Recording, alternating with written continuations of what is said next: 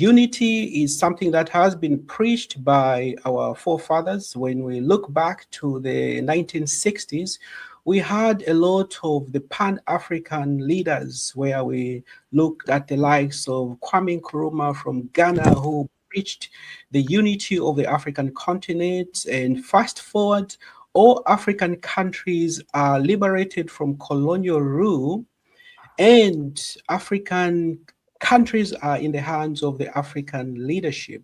Now, in 2026, we are seeing some elements that seem not to be in line with the unity of the African continent that our leaders had preached for. And these are the happenings that are happening in the southern tip of Africa, in a country called South Africa. You have seen the images, you have seen the videos, you have heard it on the news from different parts of the African continent. And today we are focusing on those happenings that are happening in South Africa. But before we go any further, I would like to bring up our panel. We have people joining from Uganda, East Africa. We have people joining from Nigeria, and people joining like myself here in the United States.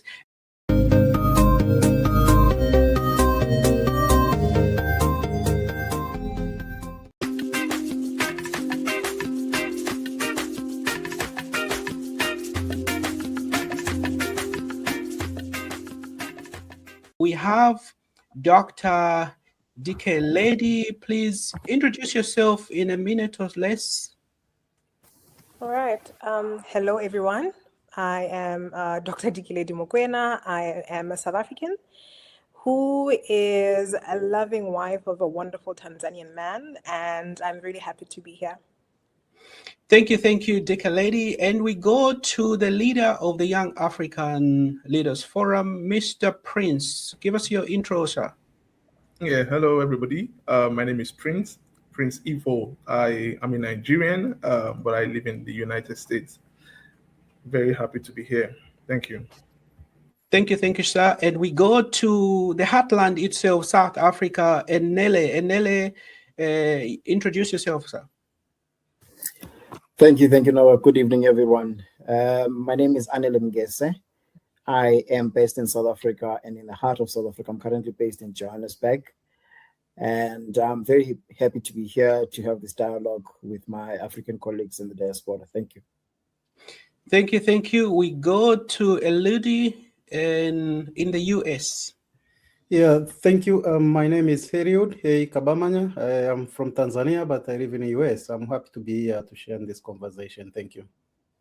Thank you. And we go to another East African country, in Uganda, to a man with a unique name. Kiza, introduce yourself. Sawubona, habari, and good evening, everyone. My name is Africa Chiza. I am based in Uganda, and it's great to be here.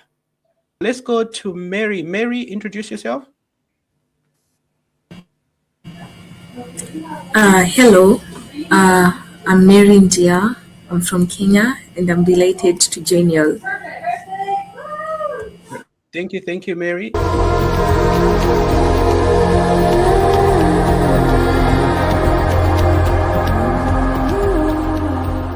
Yes. Thank you so much for this opportunity to make this very important remark as an opening for this very important conversation. I think we have a very difficult question at this time. And that difficult question will be, what has happened to the African spirit of solidarity? Over the past few weeks, we have seen many disturbing images from the continent, especially in South Africa. Businesses have been destroyed, families are displaced, communities are living in fear, and worse still, we have seen very disturbing videos of Africans being lynched and killed by fellow Africans. But before this is what I think, before we begin to discuss whether we call it xenophobia or we focus on it as Afrophobia, there is an important or a deeper question that we ought to ask. And that would be, what has happened to the spirit that once united Africans across borders? What will Madiba, Nelson Mandela, how will he feel about the South Africa that he fought so hard to liberate? How would he feel about it today?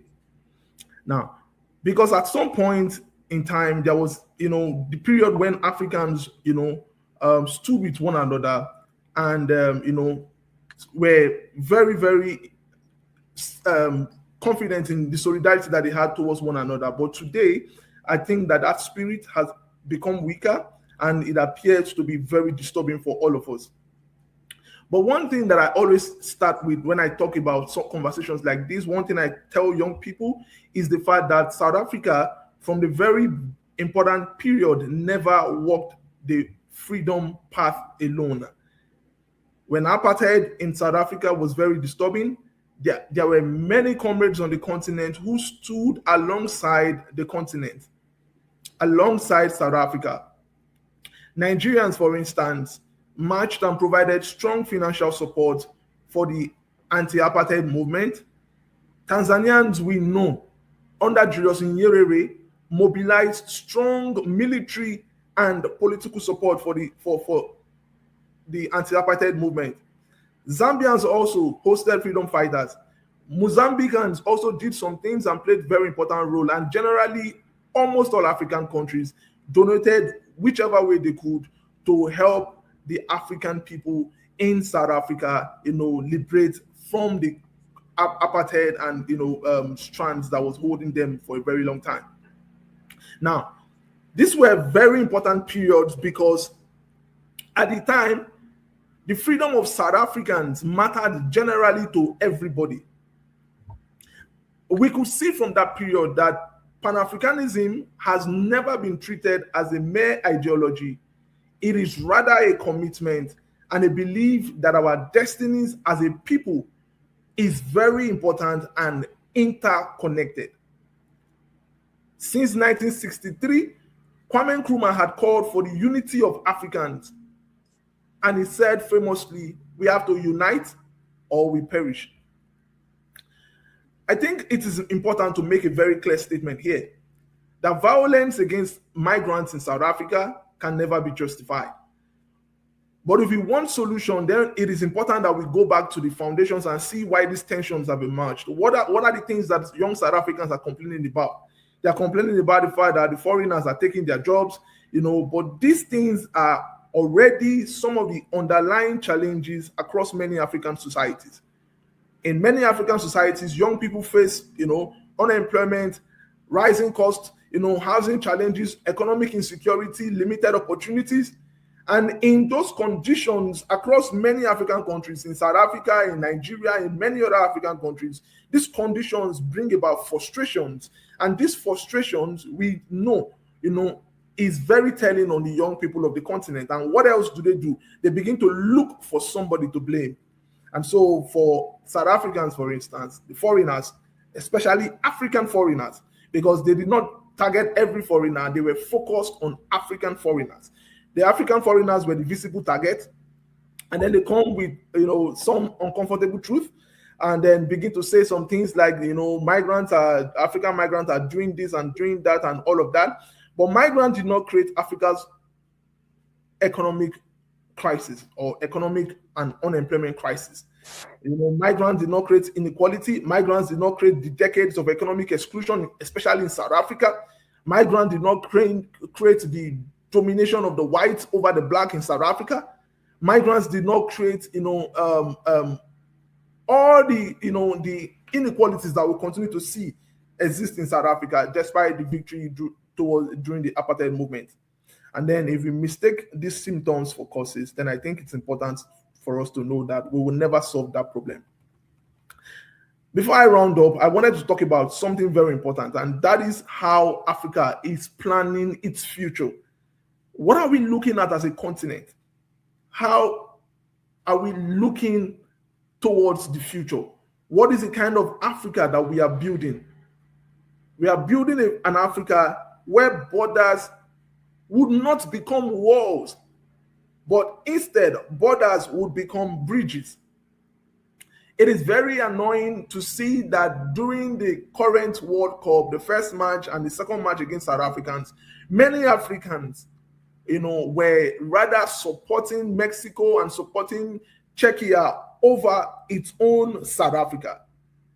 But this is not the kind of Africa we wanted to create. And this is not the kind of Africa our founding fathers, thought about and, imagined at some point.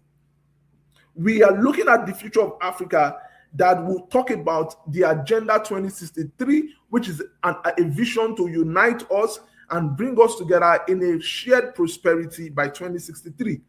We are looking at a future of Africa, that talks about continental trade, youth innovation, youth mobility, and even regional integration across borders. And this would depend on trust.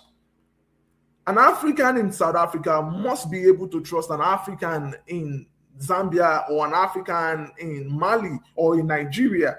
An African and this is why the organization we operate, Young African Leaders Forum, plays a very important role. It's a way of bringing young people together to understand that despite whatever difference we have, the most important thing we have is our shared unity. So no continent can become integrated if its people fear one another. Now, unity in this sense is not a slogan. Like we have been talking about unity for a very long time, but instead unity is infrastructure. Unity must be a policy on the continent. Unity is our culture, and it must continue to be our way of thinking. So what do I say as I round up this? What do I say that we must continue to do on the continent in order to ensure that this current occurrence in South Africa does not spread to the other parts of the continent, and in fact dies entirely on the continent, even reappearing in South Africa, because it's happened over and over and over again? I think the South African government for a very long time have failed to teach African history better and in a very more in an effective way that that they ought to have taught it. And so I think it is important to teach African history better.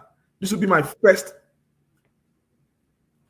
recommendation, that we must teach African history better. Young people ought to know that Africa is for Africa, and what Africans did for one another during liberation struggles remains the seal of our togetherness and of our unity as a people. Secondly, I think it is important for us to create opportunities on the continent so that economic despair will not make us enemies of one another. Because in this sense, already when we see what South Africans are saying, they are taking our jobs, and that is the most important thing. So economic despair is one of the greatest enemies of social cohesion. And so we want to make sure that we create opportunities so that economic despair does not become, the very important fulcrum that drives the hatred and the enmity of Africans against Africans. If we look at other continents, for instance, I'll use Europe, for instance. All you need in Europe is one visa, and you are able to access most of the countries in Europe.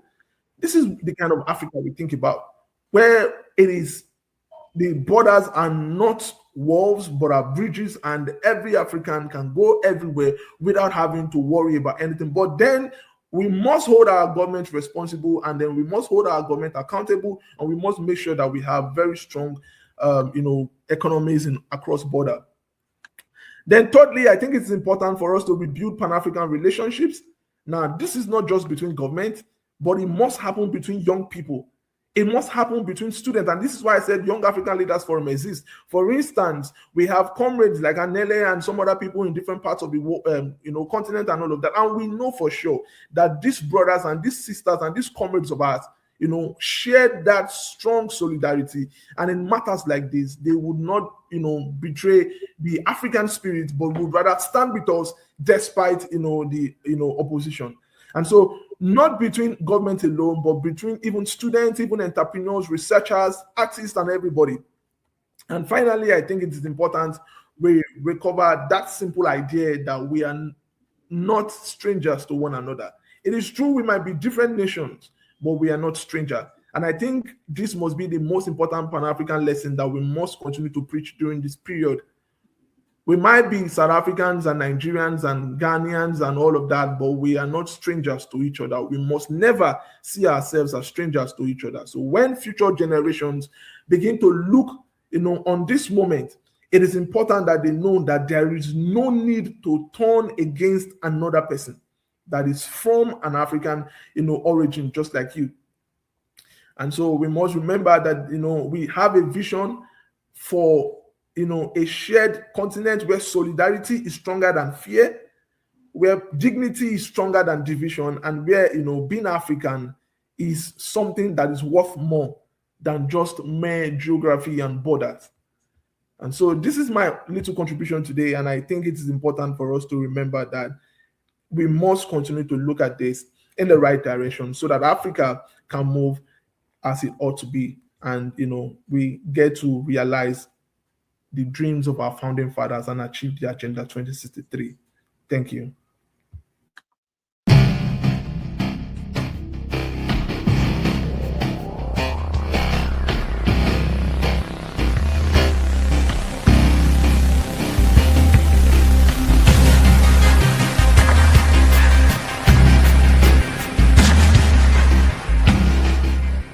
I'm happy that the leadership of Nelson Mandela and others, when they came out, they saw it fit to pay tribute and visit Kenneth Kaunda. And I know South Africans, there are two people that they admire the most: Kenneth Kaunda and Kalusha Walia. So we'll leave it at that. So those who follow soccer, they know who the great Kalu is. That is somebody that South Africans remember, and Kenneth Kaunda. And then the other person that they will remember now, it's me, because I was in Joburg and I'm wearing in Nelson Mandela. I bought this actually in Soweto Township. I was there checking out some of my people who still live there.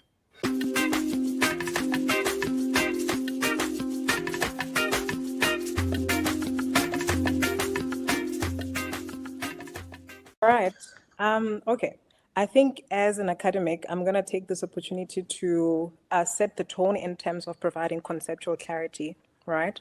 So that when we discuss what is happening in South Africa, we actually are in the same frame in terms of really what is going on, as well as the words rather that we use to describe this. And I think this is triggered by the word lynching that was used by my colleague earlier, and I was like, that's intense, right? To say that people were lynched. So in terms of facts, facts that have been shared by the South African police services, about 3 people so far have been killed during these protests. And I think that's important that we clarify that. And then also the other thing that needs to be clarified is also what actually, I guess the words, and I'm saying this again as an academic who then is trying to study and understand what exactly is going on in South Africa.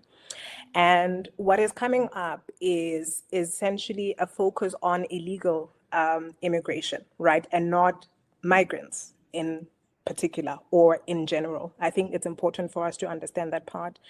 And in a sense that conceptually an illegal immigrant, which is a terrible word to even use, for us in the continent, because no African is ever illegal. Imagine what a preposterous concept. So this, and I think you have international scholars also in agreement with this. So the use is undocumented or irregular migrants, and I just want to sort of differentiate the different types of undocumented or irregular migration or migrants that have been highlighted in these particular conversations. So you have undocumented migrants who essentially are individuals who may have entered a country legally with a passport, but stayed past their visa expiration or lost legal status, right? Number one. So you have asylum seekers, essentially would be people who are crossing the border without any documentation, could be without a passport. And the reason for that could be because they're fleeing from a war, persecution, or any form of violence. But then now what, in terms of the 1951 Refugee Convention, whatever happens in that context, then that particular individual has to present themselves to the authorities, right? And then you have another category, which is undocumented economic migrants or irregular labor migrants, right? Again, in this case, you may have people who then cross the border with a passport and then on a tourist visa, and then they end up, working or opening a salon or whatever. In some instances, people actually do cross in without any form of documentation, right? And they're irregular. And in certain instances, they end up then also working in the South African or any context in that matter. So I think it's important for us to be able to differentiate what the concepts that we're dealing with here, and in this conversation, particularly to sort of highlight that particular, from what I've seen and what I've been researching, what these protests are about illegal or undocumented immigrants.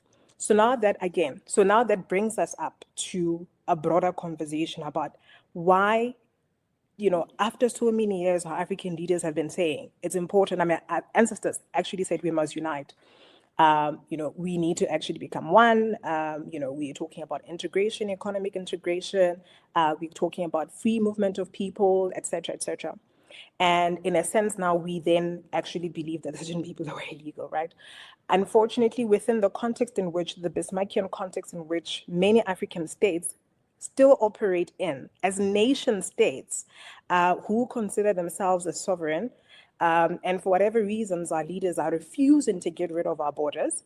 So you are seeing that in that particular context, there's a great sense of people coming in or moving all over the continent on the basis of various governance issues, right? And we are also then seeing this in South Africa as well. Governance issues, huge governance issues that are also, in a sense, if we are talking about that particular conversation about governance issue, again, as a Pan-Africanist who's anti-borders, who's pro-unification, it brings up this, again, a conversation around governing Bismarckian borders that we should actually be getting rid of. All right.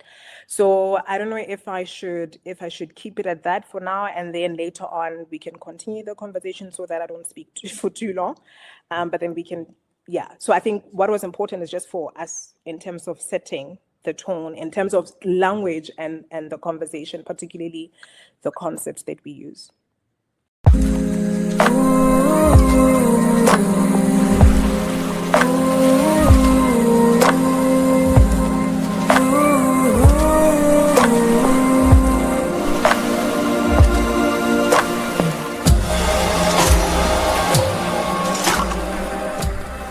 Yes, take it away. In 2 minutes or so, your introduction or your perspective on what is happening currently in South Africa. Thank you. Yeah, thank you very much. I think I will use 2 minutes. I don't know if I will manage, but I will force myself to manage. But what we see in Africa, in South Africa, and in Africa, basically, is a question of the economic system. So this, in most cases, people do not talk about the economic structures that actually govern our countries, and especially in neoliberal situation. I was looking at South Africa, even the point that those who are protesting against the so-called migrant in South Africa, the point they are raising, you see, it reflects the economic structure that most of the Africans in their countries, they don't own their economy. In that sense, they cannot access the so-called employment or the places to access opportunities and all that. So, but the other thing we see, and we don't talk about it, the group that is actually protesting, if you look at that group, you see it is not working people's group. This is a political group, because I was looking whether this kind of movement is from the street vendors, the workers in street, the workers in industries, the workers in factories, the workers in farms. This group emerged from a certain kind of organization within the city, which is actually out of the working people. So that's one. The second thing is the question of Africans being immigrant within Africans. This actually is another antithesis. You see, these guys, if we struggle to get independence, the second struggle was to dismantle the boundaries. Now, if we use the boundaries to justify the exploitation, to justify the other people, then we are reverting back to colonial system. So what we see in South Africa is now, instead of using Kara as a justification of segregation, now it's the boundaries as a justification for segregation, because the boundaries we have they are not the boundaries the Africans created. There was no time Africa transformed to have those boundaries. These are Berlin boundaries. So if you are using it, say, okay, this person is a foreigner, must go back. This person is a foreigner, must not have job here. Then what you are saying is the Maasai in Kenya and Maasai in Tanzania stop being a Maasai because of the border in between. That's what you are saying. So you see, we are reverting back to colonial kind of structures instead of dismantling them. And that's where I'm going to the point Prince was making, that we needed to teach much more on African history and African structure and what the liberation mean and what the movement means. So we see those kind of stuff. Maybe I should stop here because I have many things. Yes, I will stop here. Thank you. Yes. So thank you for that. Yeah. So I know a lot of people are fired up to go, but I appreciate you being mindful of the time so that at least we can get everybody else onto the program to share their thoughts. Again, this is us as African people sitting down, looking at the challenges that we are having. How can we address them collectively, amicably, so that we maintain what our founding fathers were preaching, unity for all Africans? Now, let's go back to a gentleman with a unique name, and he's going to tell us why his name is unique. And let's get his thoughts on this conversation. Thank you so much, Noah. I was born 9 months after the release of Madiba, and my father, who was in Zambia by that time as a trade unionist, named me South Africa. He was celebrating the release of Nelson Mandela and what it meant for the new South Africa. But of course, the church could not allow, and the name South was removed, so I stayed Africa. But that is meant to show you the selflessness of the struggle of South Africa and how it was owned by the different actors, especially the non-South Africans. Now, when I see what is happening in South Africa, I feel the protesters are being penny wise and pound foolish. And I'm using my words carefully here, moderator. Penny wise, in that, yes, it is easy to blame a Tanzanian, a Nigerian, when Nigeria sacrificed close to 40 million US dollars to support the cause. It is easy to blame a Zimbabwean, like you had put it, Noah, when these countries are actually at the front line and being bombed and targeted.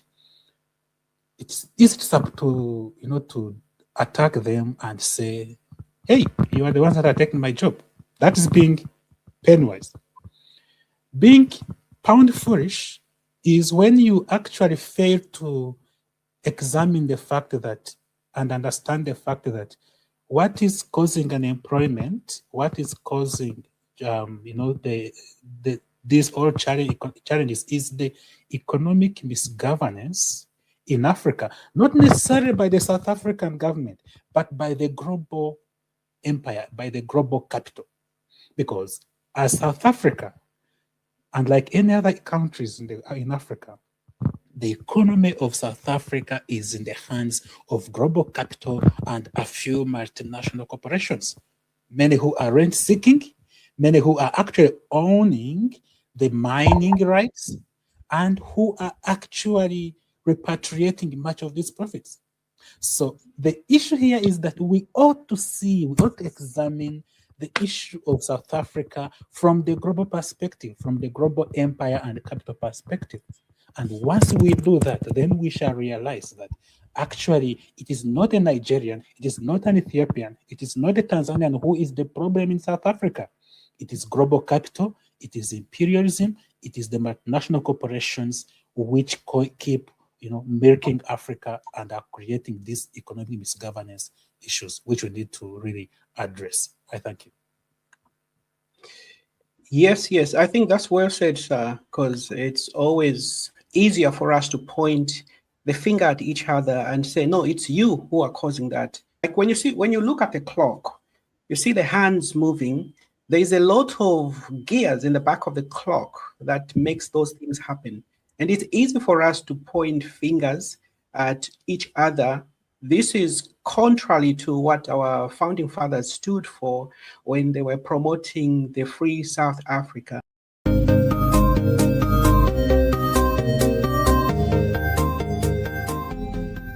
Ibrahim, your take on the happenings?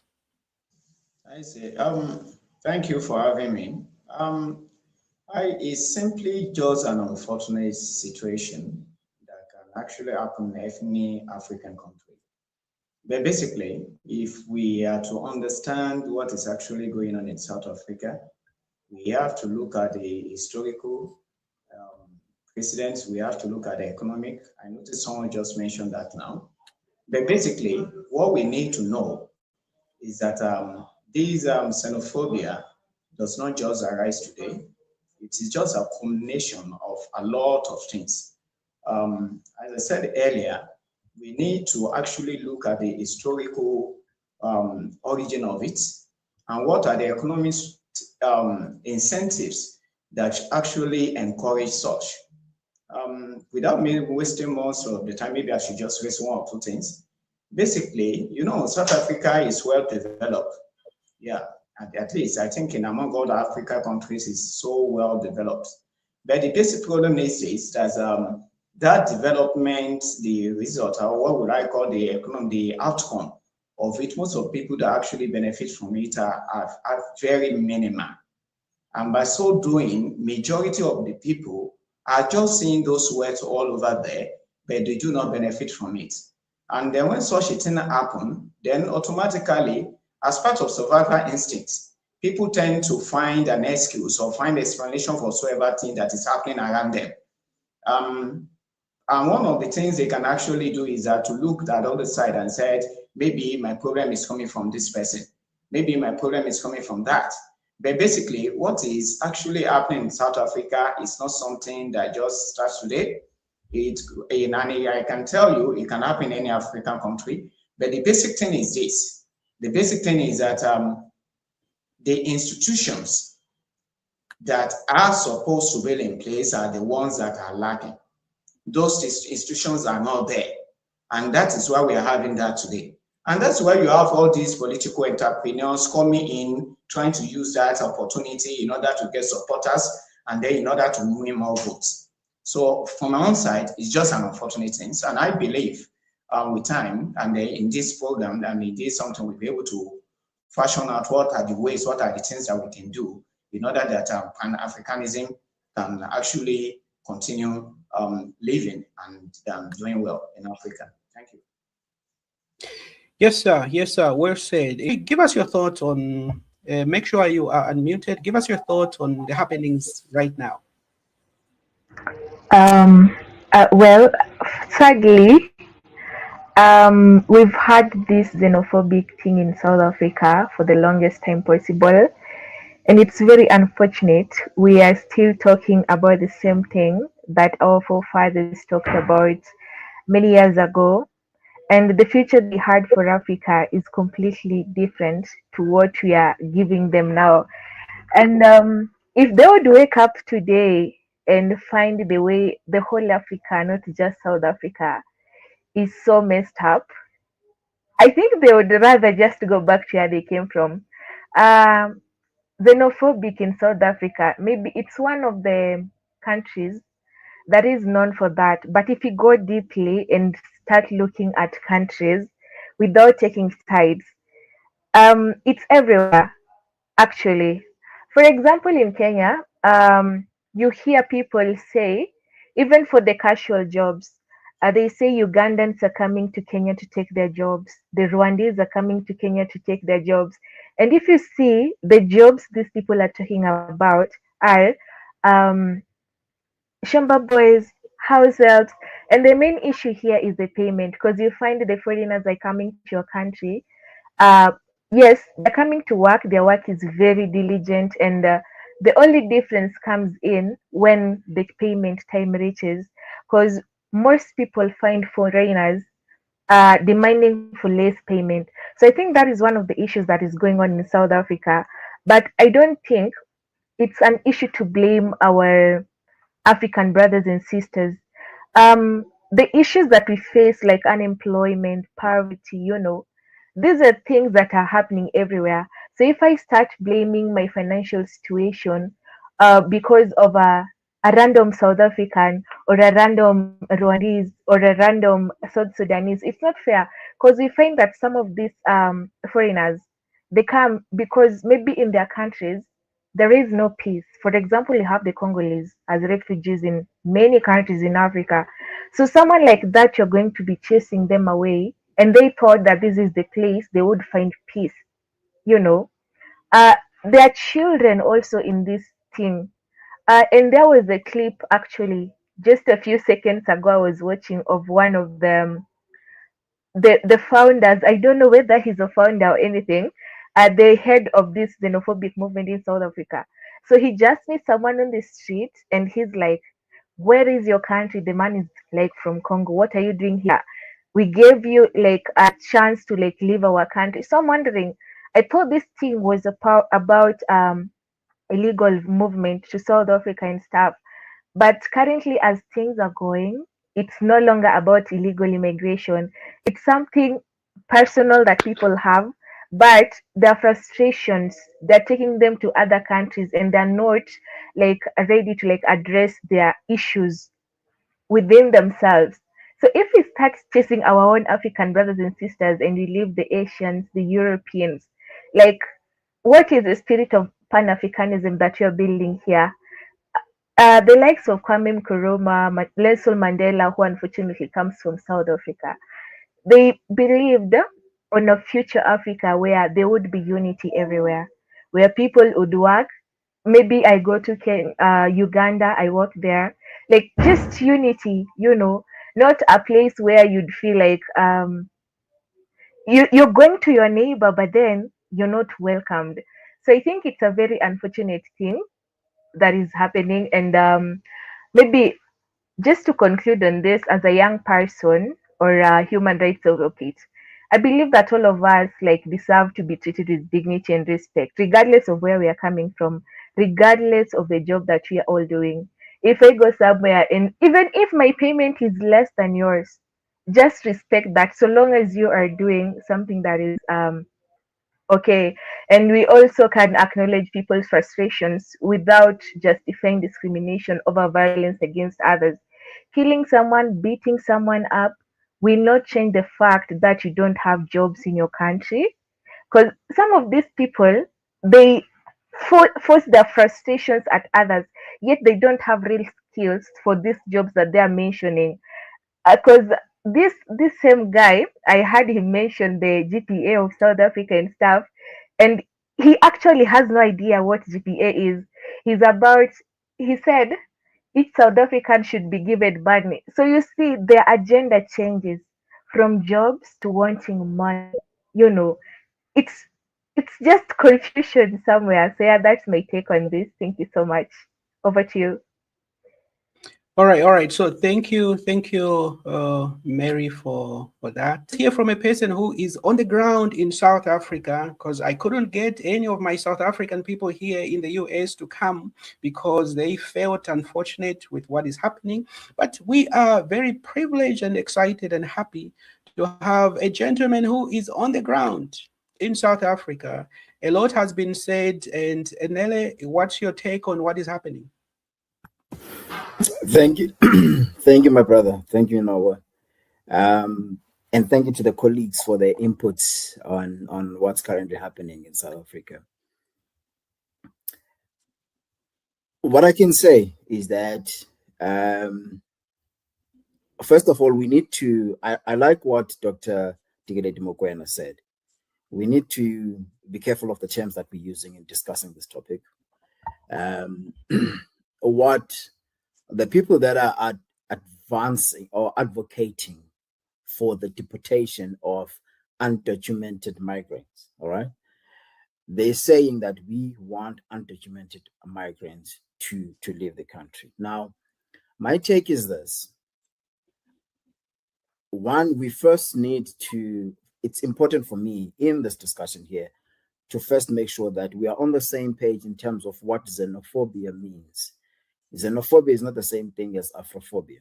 Xenophobia means that you have a fear or prejudice or hatred of people from other countries, not specifically African countries. Yes, the videos we've seen, in most circumstances, particularly in Durban, it's where you have people that are confronting undocumented Malawians that are in South Africa, right? there is a part of that. But what this, in my view, number one, this is nothing new. This is not new. Xenophobic attacks have happened since 1994 in South Africa. We had one in 1994, 1998, 2008, 2015, 2021, up until 2026. This has been happening for quite some time. And it's not something that only happens in South Africa. It happens all around the world and in Africa. It has happened between Ghana and Nigeria. It has happened now. My colleague was mentioning between Rwanda and DRC. These things do happen around the world, right? And what we need to understand as Africans, number one, is that South Africa on its own, we need to understand the dynamics, the economic variables that are currently happening in South Africa. My view is that this is a misguided anger. If you look at the demographics of South Africa, people that are not from South Africa, so in general, foreigners, they make up about, this is according to Stats SA, they make up about 3.7% of the population. You're talking about 2.4 to 3 million, right? Now, if you were to take all of them, including documented and undocumented, you take them out, you're still sitting with an unemployment that is above 30%. You're still sitting with an unemployment that is above, that's about 45% for the youth in South Africa. They will still find another angle to voice out their anger. That's number one. Then number two, South Africa is the only country in Africa where the capital is not in the hands of Africans. We must keep these two things in our minds whenever we're having such discussions. South Africa is the only country where the capital, it is the largest country in Africa by gross domestic product, but it's the only one where the capital is not in the Africans. Now, that invites a lot of things. It invites a lot of things. If you were to just go on YouTube or Google or wherever, just listen to the former statistician general, Dr. Lihot, and just listen to what has happened to South Africa since 1994. This economy should have been much bigger than it is right now, but it's because it's in the hands of the few. That is why it's not where it's supposed to be. And I do believe that a lot of this, number three, a lot of this is on governance, and that's where we need to work. In Africa, and particularly around the world, we have a vacuum of leadership, and we've experienced this. The European Union has the word union in it, but it's not united. African Union is a word union in it, but it's not united. And these are things that we need to work on, particularly in South Africa, because xenophobic attacks are not new this year. They've happened since 1994, but our government still does not have a solution or a credible solution that they need to actually roll out to the general public, together with our SADC leaders and our African leaders. I'll just leave it at that, and then I'll expand on the governance issues in my speech. Thank you. Well said, well said. It's important. I like the point that you made is, yes, South Africa is a unique country in the sense that the economy, the powers that be, the power of business investment is in the hands of the few. 80% of South Africa, and even the land, is not in South African by Black people like us. It's in 100%. The other people, and they control. So when we are having conversation about these matters, we have to understand, I think this applies even for other African countries. You have the African Union, a sort of like a symbol or organization that is toothless, because the African Union depends also on donation of donor aid for it to function. So when you are being funded by other people, you are going to be construed as to what you can do or what you can say, because you're going to be controlled. So we're going to take a first break and we'll be right back.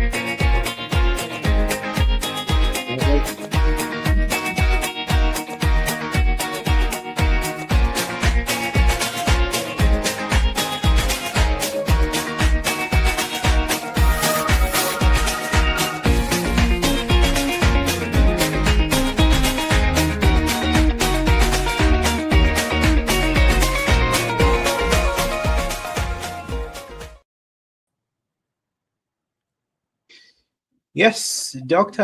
DK Lady, you've been sitting there relaxing, waiting for your turn.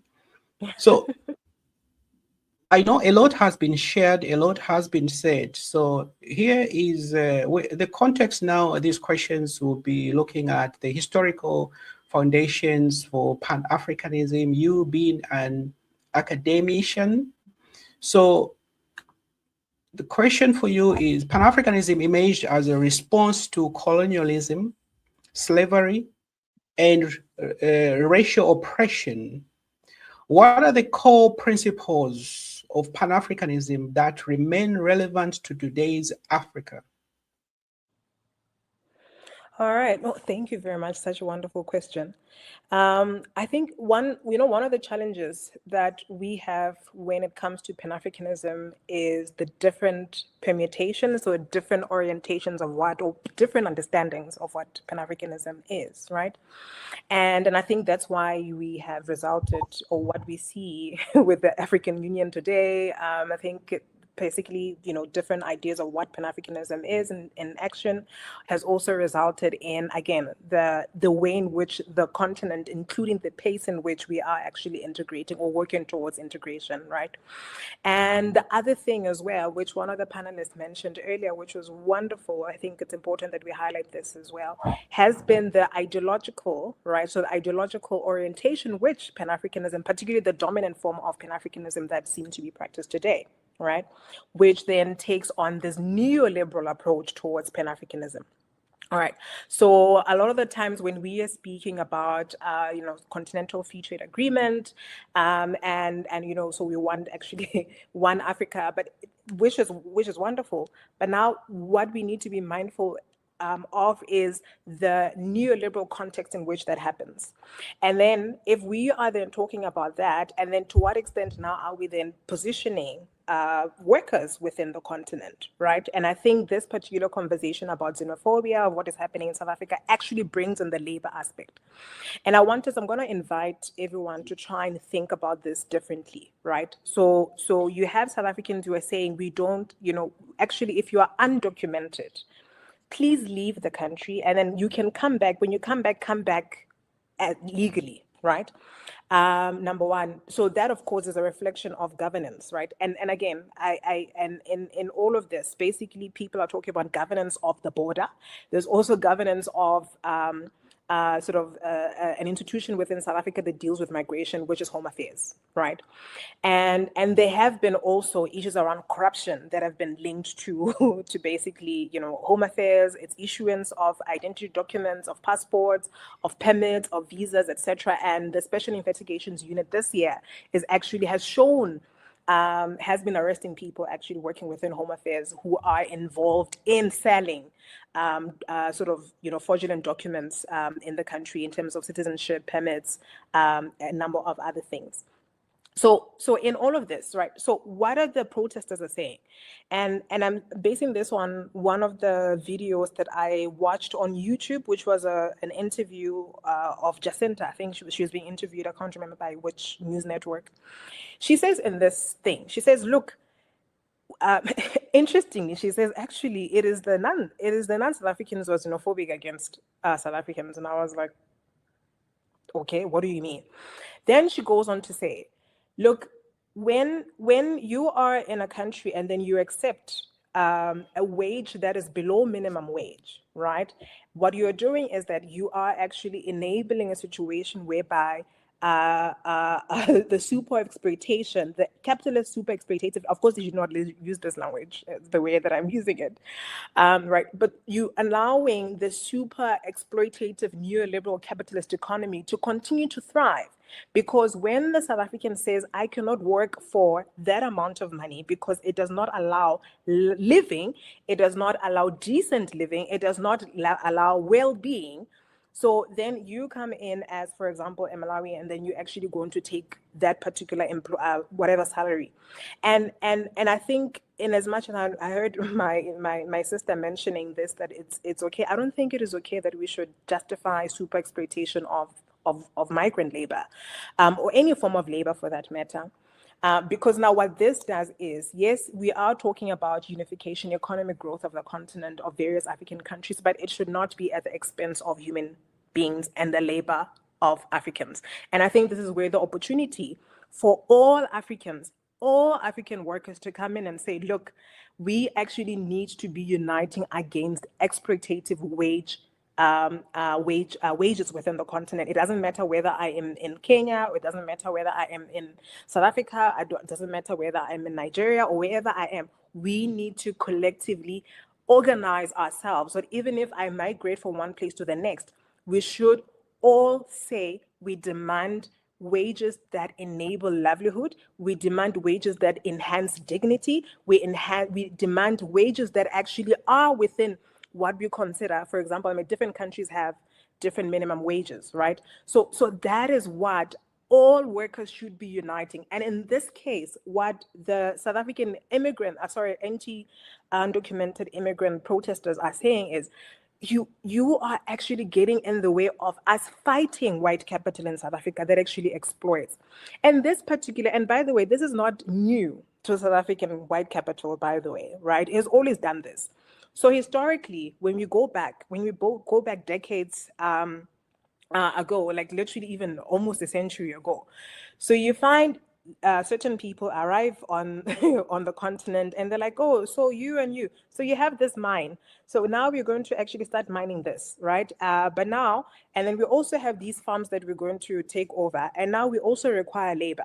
And then the locals are like, no, why would I be working for slave wages? I mean, I've been owning this land. I can engage in subsistence farming, for example, and therefore I'm not going to work on this land on what you are. So, and then what then happened is you had South African, the South African state at the time importing labor, right? The same thing happened in the mining sector as well, right? So where we have, again, a super exploitation. I don't know, some of you who are aware of the South African political economy of migration, including some of the terrible conditions in which Black miners actually operated in the mining sector in South Africa. So these are some of the issues that are happening there.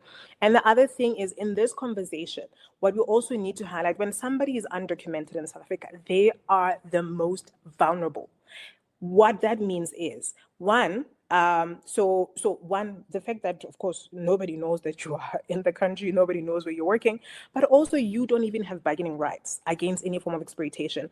You are no longer, for some, you lose out on the entitlements that the labor laws in South Africa actually grant its workers, right? So your right to, for example, paid leave, your right to collective bargaining, your right, so many other things, including, of course, minimum wages, right? So all of these things are happening in the context whereby your South African capital is taking advantage of the vulnerability of various people and actually also pitting us against one another, as opposed to workers actually collectively coming together. The same thing that, of course, these migrant, undocumented migrant protesters are doing, instead of saying, look, we understand that all of us are affected. And it's not they do not understand. I mean, they are saying that, go back and fix your country. The reason why you're here is because certain things. So it's not like they don't understand. They do understand. But what should be happening is, how do we collectively come together as workers? How do we collectively come together as Africans who are suffering, whether you are in South Africa, whether you're in Uganda, whether you are in Tanzania, wherever you are? But we need to be coming together and say, we are tired of the living conditions in which we find ourselves in. We are tired of our work and the worth of our labor, the worth of our, the hands of, the labor of our hands being devalued the way it is. And then from there on, then we begin to have a conversation, which one of the panelists wonderfully brought into a discussion, a conversation about global economic governance, including coloniality that continues to shape economic governance, political and economic governance, or the political economy of governance in the continent, right? Whereby a lot of our countries continue to be where they are, partly because of the governance choices that are being made, partly because of corruption, partly because we continue to serve foreign interests. And by foreign interests, I mean, like, actors outside of the continent. So all of these things are at play in the conversation. So all of this is taking away, despite, yes, and not despite, it's wonderful that, that's why I'm not repeating what other colleagues are saying, that this is about governance, this is about another. But what this moment should be doing for all of us is, how do we confront the source of the issue that actually is leading us to where we are? Right. And I think also it's important to be mindful that also we don't even fall into the trap that enables a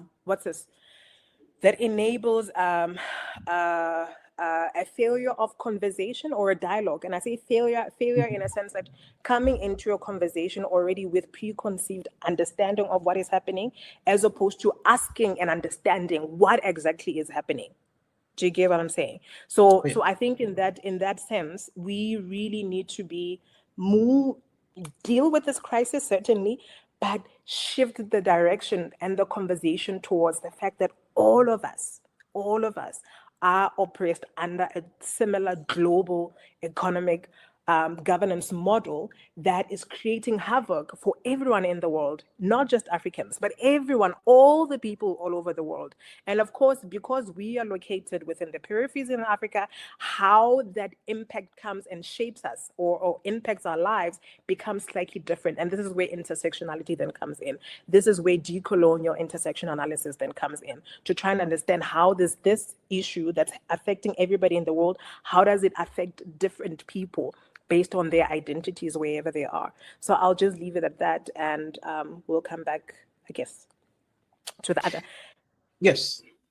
Well said, Doctor. And I think we'll bring in Prince on the same historical context to give his take. But yeah, well said. It's always good to frame the conversation within the right perimeters so that at least people have some historical context. They know what we are talking about, how we got here. And I appreciate other speakers there mentioning this has happened in other parts of the African continent.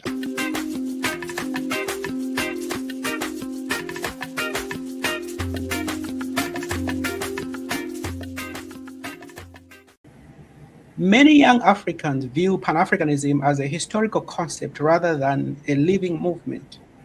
How can its ideals be revived and translated into the practical realities for the current generation? All right. Thank you so much, my brother Noah. Yes. So this is very important because Pan-Africanism, again, is a very essence through which Africa, in the first sense, from the anti-colonial seasons and anti-colonial periods, in the early 60s, when they had the Monrovia Casablanca debate. And I always say that if we had a very strong success during that conversation, Africa would not be where it is today. Africa is where it is today because of the fact that they didn't reach a very strong agreement during the Casablanca Monrovia debate and the first African Union Convention in 1963. Now, the African Union Commission on Human and People's Rights reported in April about a lot of things happening on the continent, in South Africa specifically. And of course, African Union sent some people there to do some things and all of that, but we know that it is not as effective as it ought to be. Like you said, the African Union is, because of the imperial interferences and all of that, continues to be, a toothless bulldog, like we would, call it in the real sense. But now I like to be very clear, because we must see these conversations, and the best way to highlight conversations will be to make sure that we pinpoint the very occurrences and the things that are happening. Mainstream media would not report a lot of things because, of course, there are mainstream medias, and then we will probably not see a lot of things. But one of the places where you get a lot of things real time and a lot of things, in the real sense, will be go to spaces like X, where you see people record and post a lot of things real time. And this tells us the extent of damage that is currently happening. There are a lot of things that are happening on the continent in South Africa that is not, shown by mainstream media, which we understand to be, for some reason so. But then these conversations have continued to, drive us in the directions of not understanding the extent of things currently happening. So I've seen videos and, having some conversations with even my mentor PLO Lumumba regarding these conversations, and then you begin to see, and I think even what's his name, the EFF leader, I've forgotten his name, but here he also made a lot of conversations. Julius Malema. Right, Malema made a lot of conversations currently regarding the things that are currently happening on the continent in South Africa. These things are beyond, just surface level. It is true that the South Africans are complaining about a lot of things happening in the wrong directions for them. Ghana, Nigeria had similar conventions in Ghana, for instance, in 1993 when we had the Ghana-Moscow incidents. But it didn't get to this point where, you had to go after people, go to their homes, molest them, beat them. Some people even died from the beating. These are real-time experiences that we are not just, painting around. But one thing that I think we have not done effectively as a continent is telling our history to the next generation. And I can tell you categorically that the current incidents happening in South Africa is already raising a new generation of young people who will do worse than this current generation are doing. They will do worse. Now, if the current generation had the kind of foundations they had with Nelson Mandela, Thabo Mbeki, and all the foundational, all the very great leaders that they had, then they still went on to do what they are doing.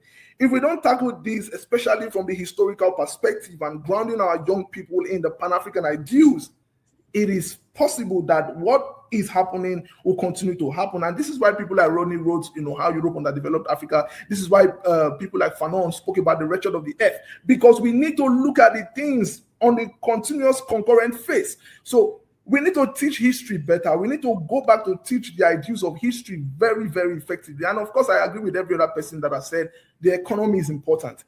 Across board, we need to focus on the economy, make sure that the African economy is better across board. The people are getting jobs, the people are doing that, but we should be able to move from one part of Africa to the other without having issues. And so these are the kind of things that we should begin to look at. So the history is very important. And I will probably say that for me should be one of the most important things that we do on the continent to make sure that, such occurrences never happen again. Thank you so much.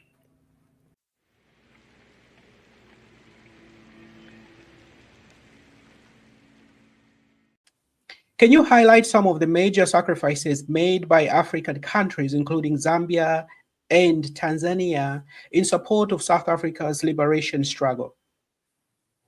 Yeah, thank you so much, Noah. Before I go to that, just a minute to say that when you start seeing an Ethiopian refugee or undocumented immigrant come to South Africa and establish a successful, whether supermarket, whether car wash and all that, then it shows that the broad-based Black economic empowerment program that the South Africa has been running has reached an entrepreneurial cul-de-sac. It means that it has really failed and needs reassessing, because it shows that the illegal or the undocumented Ethiopian has seen a very missing gap, economic gap, that they are really exploiting beyond the labor dynamics. So it's something that we really need to look at. Now, I will just base on one country as an example to show how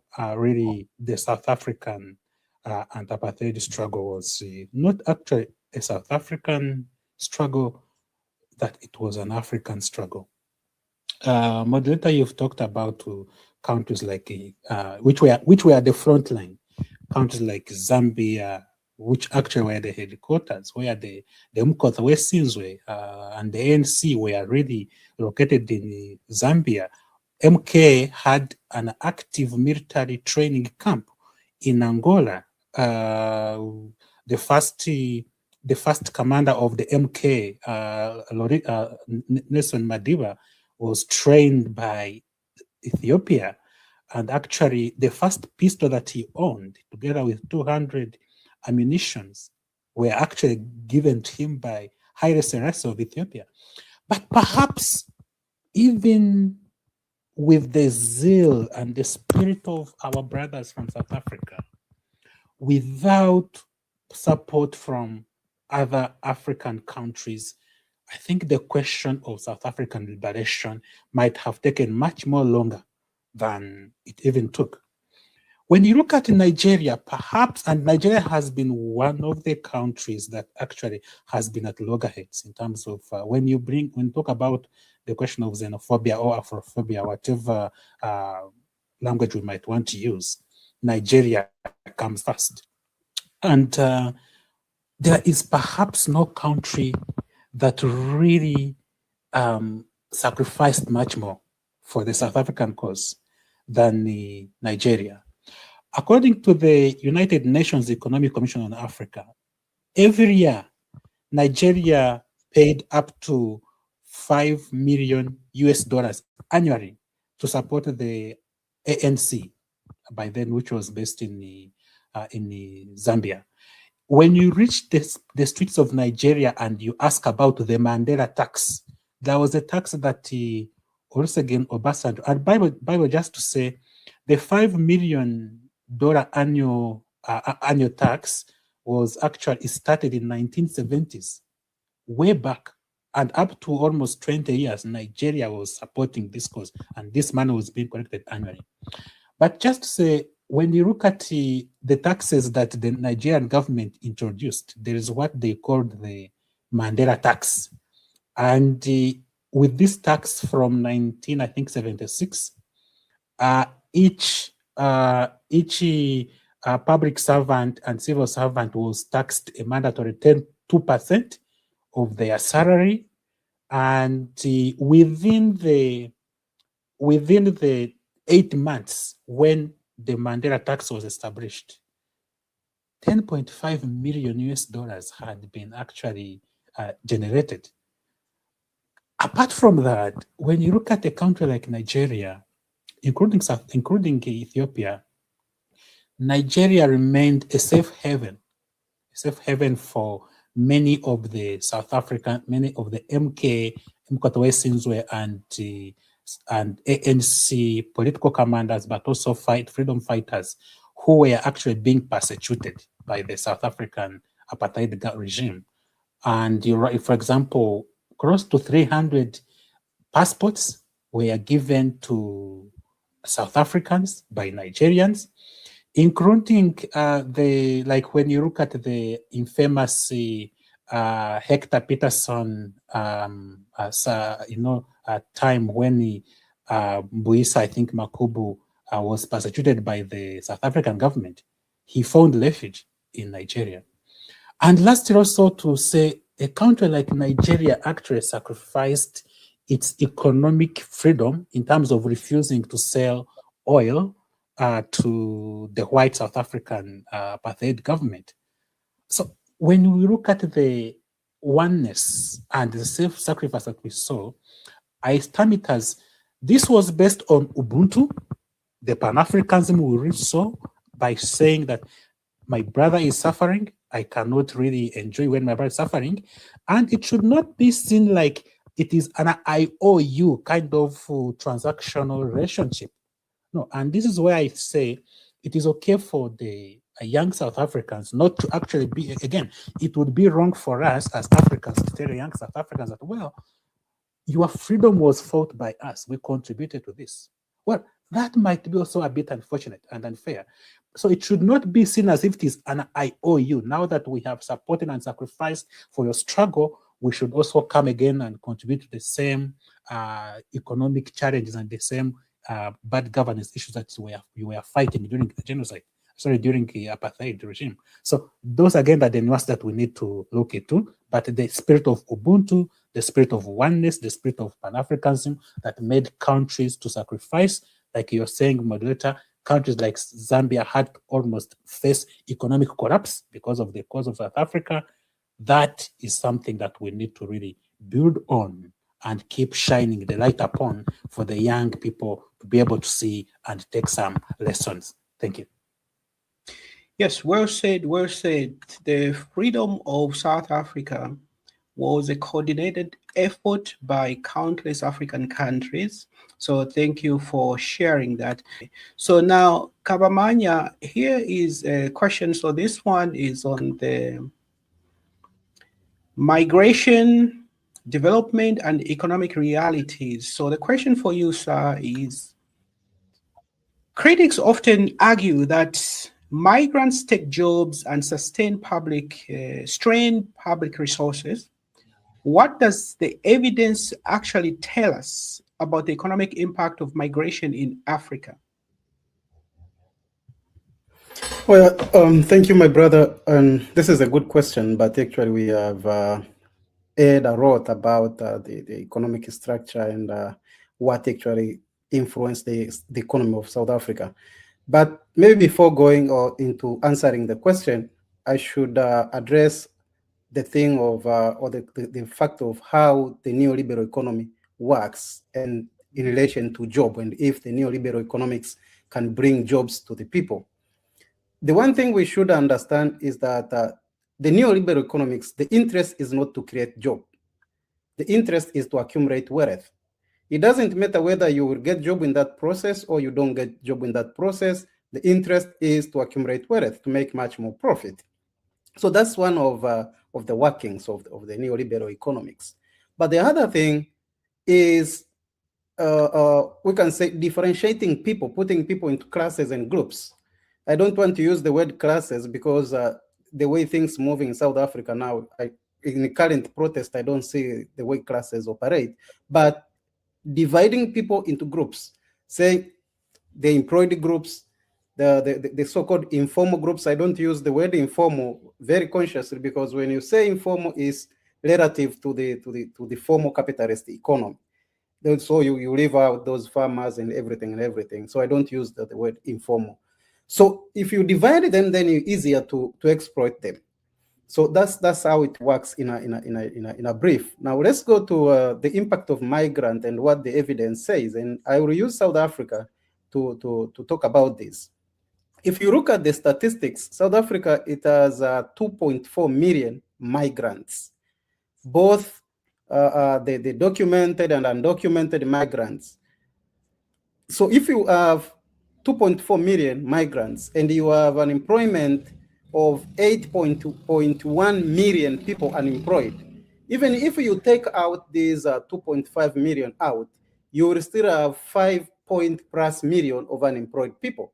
And then now come to see, is this the migrant, the internal moving into South Africa cause problem to jobs, or is other system that causing problem to job? The answer is simple. Is another system that actually constructed in a way of accumulating wealth from the workings of from the labor of the people. So if you are looking at the job used as a text of hatred and a text of justifying expelling foreigners, this is not a true claim. And we see it every day in everywhere, and we see it in Tanzania also, because now in Tanzania, there is a tension between the Tanzania mainland and Zanzibar. And yesterday I was looking at what was happening in Zanzibar, and the argument was, these are mainland people, they are taking our jobs. And I said, these jobs cannot be a justification because it's not the engine of the economy you're operating in. So that's another business. But what we see now is that we are trying to confront I can say the artificial problem or the tips of the iceberg, and other things we leave it down. And that's why I was saying, if this question of they are taking our jobs, they are criminals and they're all that, without confronting the economic systems that we are living in, then this problem will continue and will grow to the point that we cannot even attack it.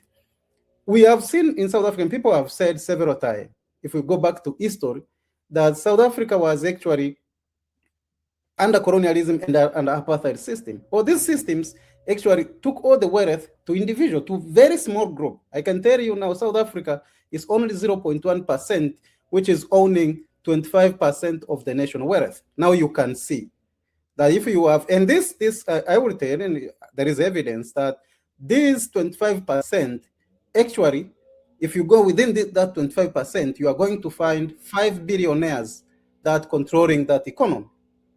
And that means that 1% is actually 5 people controlling all the wealth of South Africa. So you can see now that you don't need to talk about job without talking about what is the superstructure, what is the economic relations of South Africa. So I'm going back to history. So the apartheid created such type of economy. That type of economy were not altered during the independence of South Africa. So it remained intact. And it continued to function until now. And very dangerous thing is that South Africa got the majority rule at the time the structural adjustment system was already in the continent and operating strongly. So it carries the apartheid structures, the structural adjustment structures, the neoliberal policies, and now trying to struggle to rebuild the country and to give people jobs.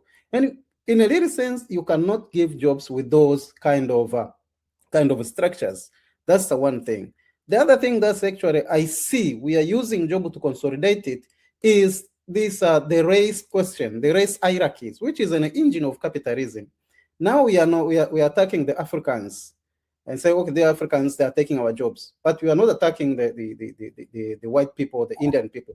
So now you see the relations of race moves from saying the black are inferior and the white are superior. Now it's the black thinking that the black within themselves, the foreigners, they are inferior to them.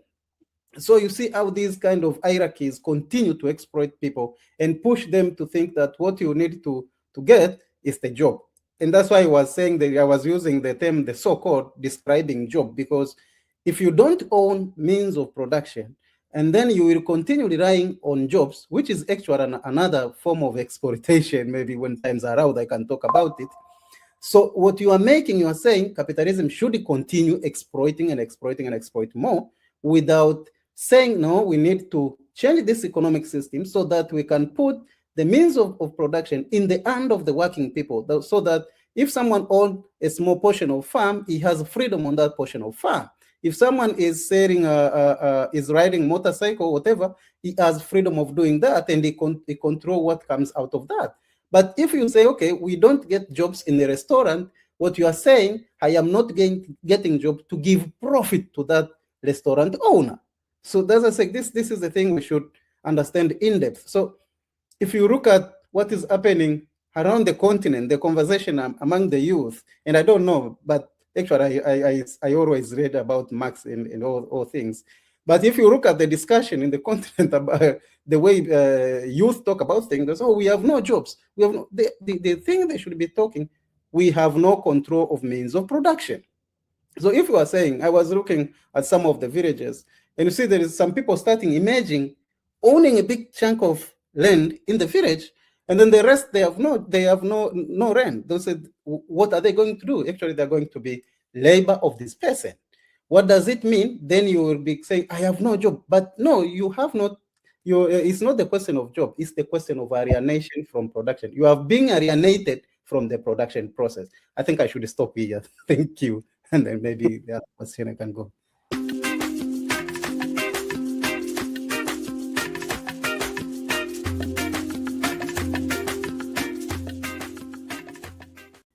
So the question for you is, young people are often both the most vulnerable to unemployment and the most active participants in social movements.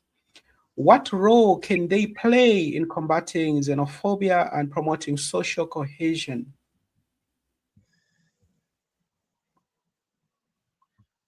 Thank you.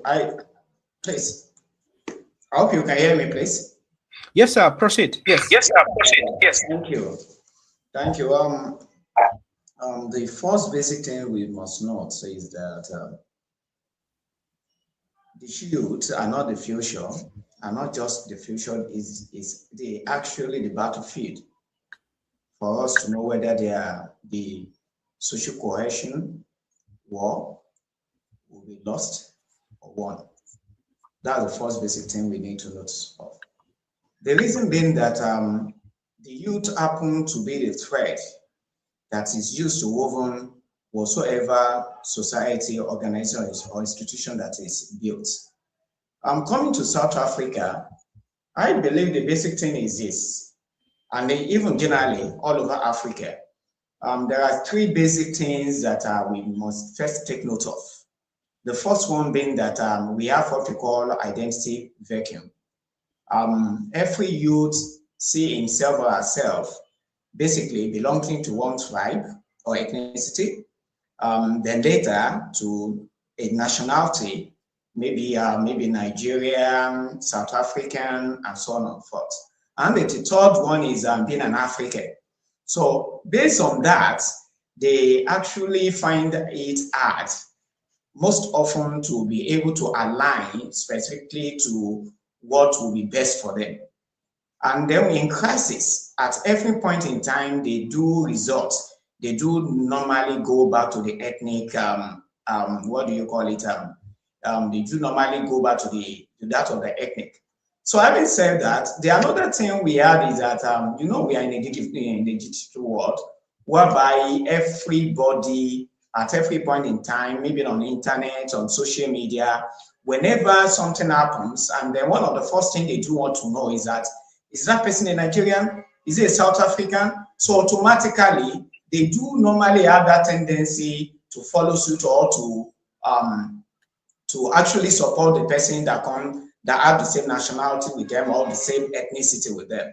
The third one that is lacking also in the African citizen, and we drive everything on later to South Africa, is that the hero gap.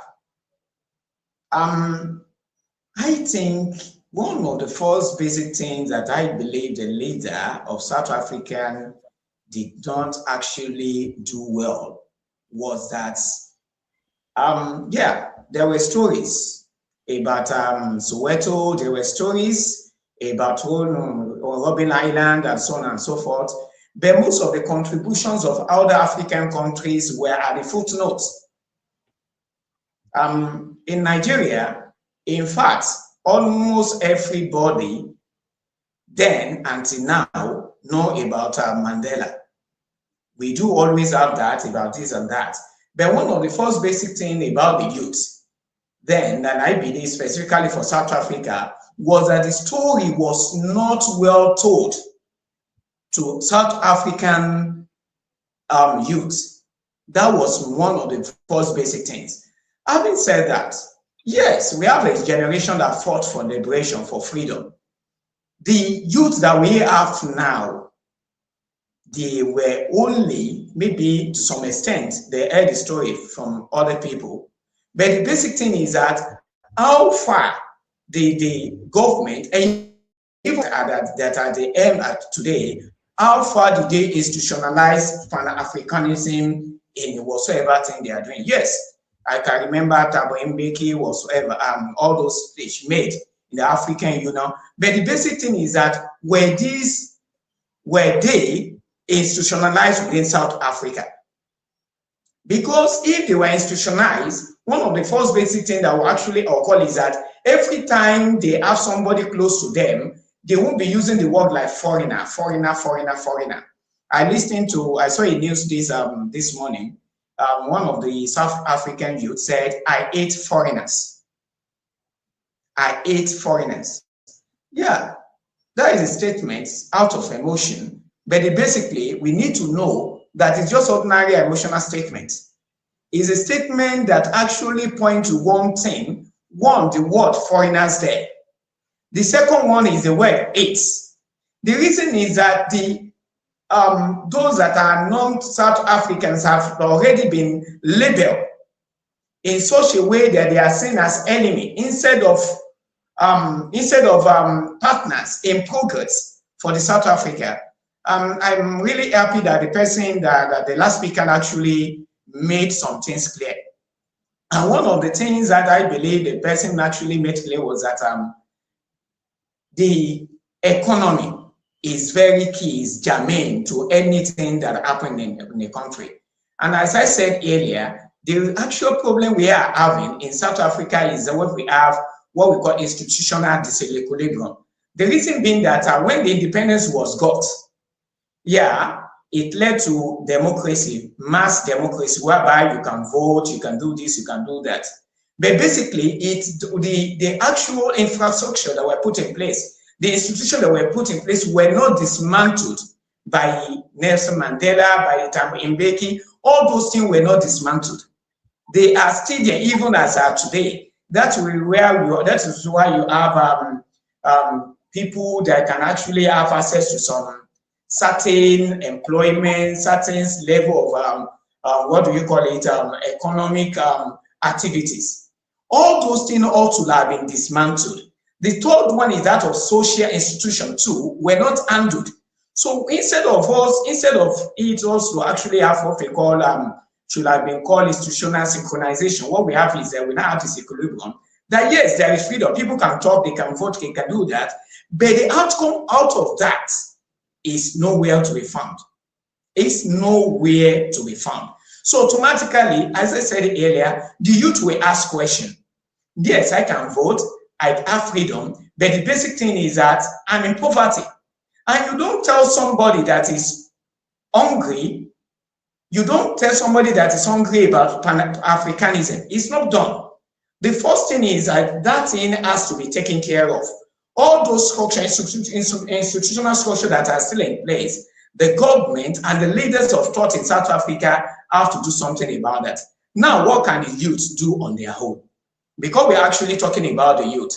And then the youth are the one that will lay the foundation for what will happen in the near future.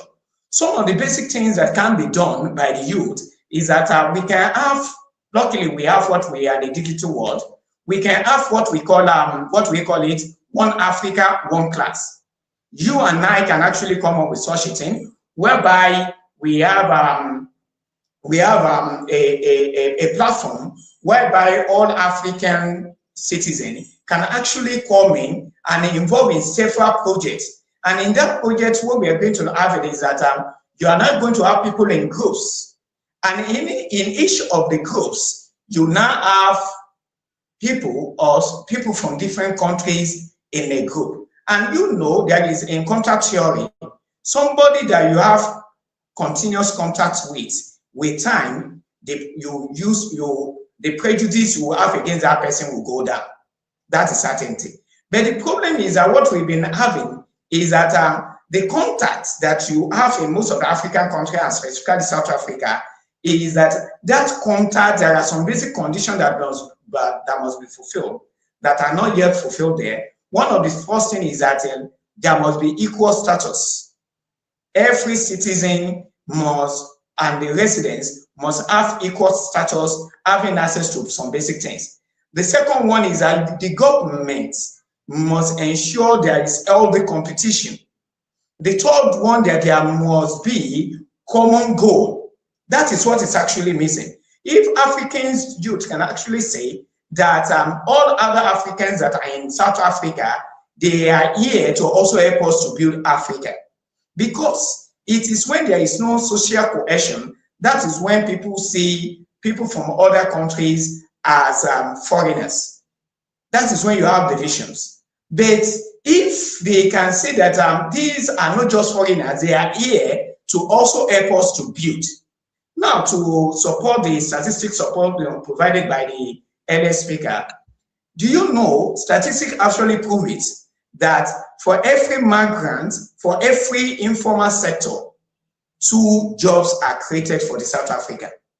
I don't know whether you know that. These people don't know all such things. That the migrants are even contributing to South Africa. And that is fact of reality in every country.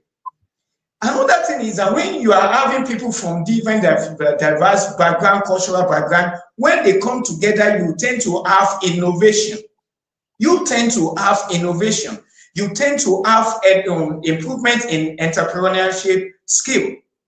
And then one of the first basic thing I believe that can also be done is that, you see, I think what the South African living South African face to actually realize is this. Yes, the foreigners that are in their land actually have three basic things that may work for them so well.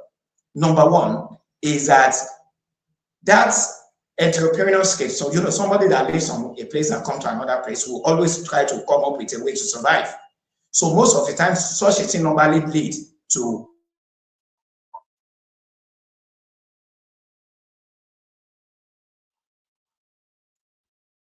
All right, so we may entrepreneurial skill and actually fall back on the network, on the net connection they have within their community from where they are coming from. They can also fall back on that.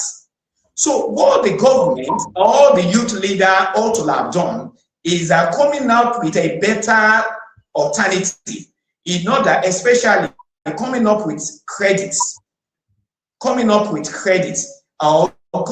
with different, what do you call it, a platform to actually train South Africans on how to acquire entrepreneurial skills and some other things, and how they do normally communicate, how to do normally liaise, how to do normally from joint ventures. All those things will help them to actually be a stakeholder in the community. So having said that, there are a lot of ways for the youth to ensure that they are stakeholders in their own country. As I told you before, I mentioned that on African citizenship. That is, yes, I should not forget this. What of if the government of South Africa and with other African countries come up with national youth service, like the way that is being done in Nigeria, whereby you have to move from one part of Nigeria to another side to serve. And in the process, you are exposed to different culture, different skills, different things. And then in this case now, what I would advise that the youth in South Africa or the government or non-governmental organization can actually do is that if they can actually come together and establish such a thing, whereby you now have people from different areas coming together to work as a team. On a certain project, maybe for community development, building a school or channeling the water and doing all such things. Whoever that you work with to solve a solution is your brother. And at every point in time, you always have that feeling of brotherliness or brotherhood with the person. So those are the things that I think that the South African youths and leaders, South African youth generally, and South African youth leaders, and the traditional leaders, those are the things I believe that they can do in order to check against xenophobic. Having said that, it is very important that we realize one thing. Mm-hmm. Yeah, you want to walk down. Is my time up? Yeah, you can finalize. Yeah, we must take note of one thing. We had the generation that fought for freedom in Africa. This generation must create inclusive growth for the whole Africa. Not exclusive, not this place belongs to us.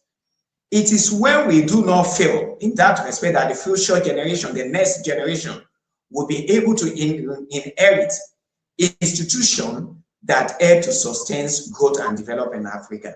And we cannot do without one another. Thank you.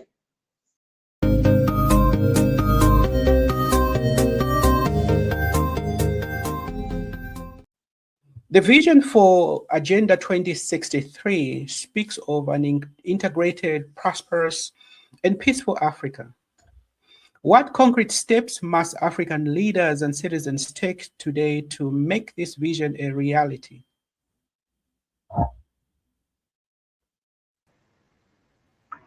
Thank you so much, for your question. Can you hear me? Yes, sir. Proceed. Okay, perfect. So to make this vision a reality, first of all, it's not only an effort on the side of our leaders, but also to the citizens, all of us as Africans. So to turn this thing into a reality, what we must do as Africans is to move from talking about unity and actually practicing it. Most of the times we have them in books, but if you walk into these African countries, you see that things are very different on the ground. Though in the books it's well stated, well written, if you go to the internet and research about it, it's well perfectly written, but practicing it is where I think Africans should draw the line. um, which means making it easier for Africans to trade once we have this unity in practice. Traveling will be very easy for us as Africans and working across borders without unnecessary barriers. There are some African countries where if you go, you still need a lot of things. You're disturbed at the borders to get this document, these other ones. But if you get people from Europe, some even come to African countries without visas, or they're given visas in the internet. But as an African child, you have to pay several dollars to get this visa to go to a country, even if it's just for visiting. So yeah, integration, honestly, it has to be real, not something that we say in speeches. We see many of our leaders during these conferences, they have perfectly written speeches, but the reality of things are just so different. So you just have to live in a reality world. Secondly, we have to seriously invest in young people, because these are the people who are going to lead us in several years to come. Not just several, but in the next 5 years, 2 years, young people are coming up and they're the ones who are going to live. So African being a very young continent, and if we actually also don't create jobs and support innovation and improve education to these young people, we're actually wasting our biggest resources um, as a continent. So without education, actually, we cannot have peace, because there is a saying I believe in that an educated nation cannot know what democracy is. So, for democracy to be practiced, so for us to have peace, we have to also invest in these young people through education and stuff, jobs. Because once a young people doesn't have a job, that mind becomes very idle, and that's when we have the crazy mindsets. The crime rates will eventually increase, and this is very evident in a lot of African countries. Um, Also, another thing that I think is very important in this, to have this vision of the agenda 2063, sorry, come to a reality, is good governance. Um, for example, when corruption is controlled and our leaders are accountable and for what they do, and development actually reaches the people, not reaching their pockets. We have very many resources, but we find that 1% of the population are the ones that benefit from all this, whilst the rest of African people, the citizens, like, they are nowhere to be found. Even if you have the funds, you find that most of our African leaders, they think of themselves first before thinking about the rest of the people. So you see, development goes to one specific place and leaving the rest of the places undeveloped. So it's like it's either you're rich or poor in Africa. So good governance, getting rid of corruption, whereby I don't have to go to this specific office to pay this amount of fee in order to get a certain service. This can help us get to this an integrated and prosperous, peaceful Africa as well. At the same time, we can't ignore peace, literally. Looking currently, I would say more than 5 African states are not in a very peaceful state currently, um, which means without stability, nothing will actually work. So there has to be a strong conflict resolution that is more effective to prevent violence within and between our countries. We have DRC Congo, they're always in conflict 24/7. You wake up today, you find out this state in the DRC has these issues. And we have the African Union. These people go for these conferences daily. They use funds from African nations. I don't know what they discuss there. Maybe, like, it's just sad because these people have been in conflict for the last decade, and there is no solution that our African leaders have been able to come up with, you know. So in order to have this agenda fulfilled by then, I think most of our leaders need to change on this. And also as citizens, actually, because majority, most of the tasks belong to us. So we have a very strong role to play, whereby we need to reject things like xenophobia, division, and start seeing each other as Africans first before seeing this person as a job snatcher, as someone who is there to take your opportunity. You seeing this person as your enemy, than rather than seeing this one as a family, as a brother, as a sister from another mother, from another nation. So yeah, things like this, once they're stopped, a peaceful Africa is definitely along the way. We will see it. Not, we won't hear it, won't become a dream, but it will become a reality. Um, uh, okay, I would say that unity is not about, it's not a government project actually. It's also a lot on our mindset as well. If we go with this thing that Africa can never be peaceful, we can never unite, then it will never. So we also have to do a lot of belief in ourselves. We have to have a shift of mindset as citizens of Africa. And so if we change how we see each other as well, we can really move forward into a peaceful and a prosperous Africa that we want to have in the next few years that comes. Yeah, that's my take on that. Thank you.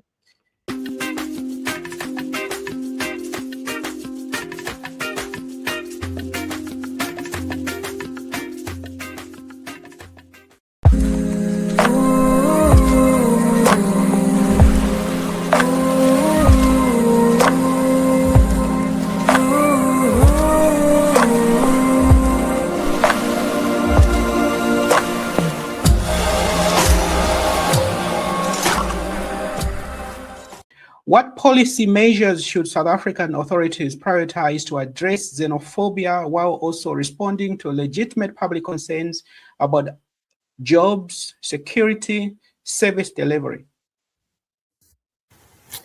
Thank you, Brother Noah. So this question contains a tension that is worth naming directly, right?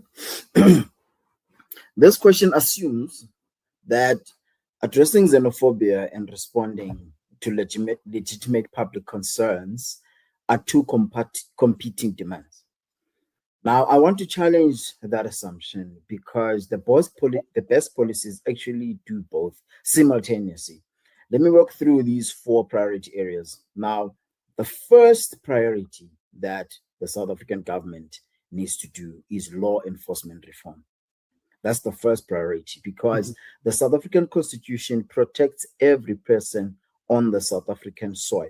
That is in our Constitution. It does not say citizens. It says protects every person on the South African soil.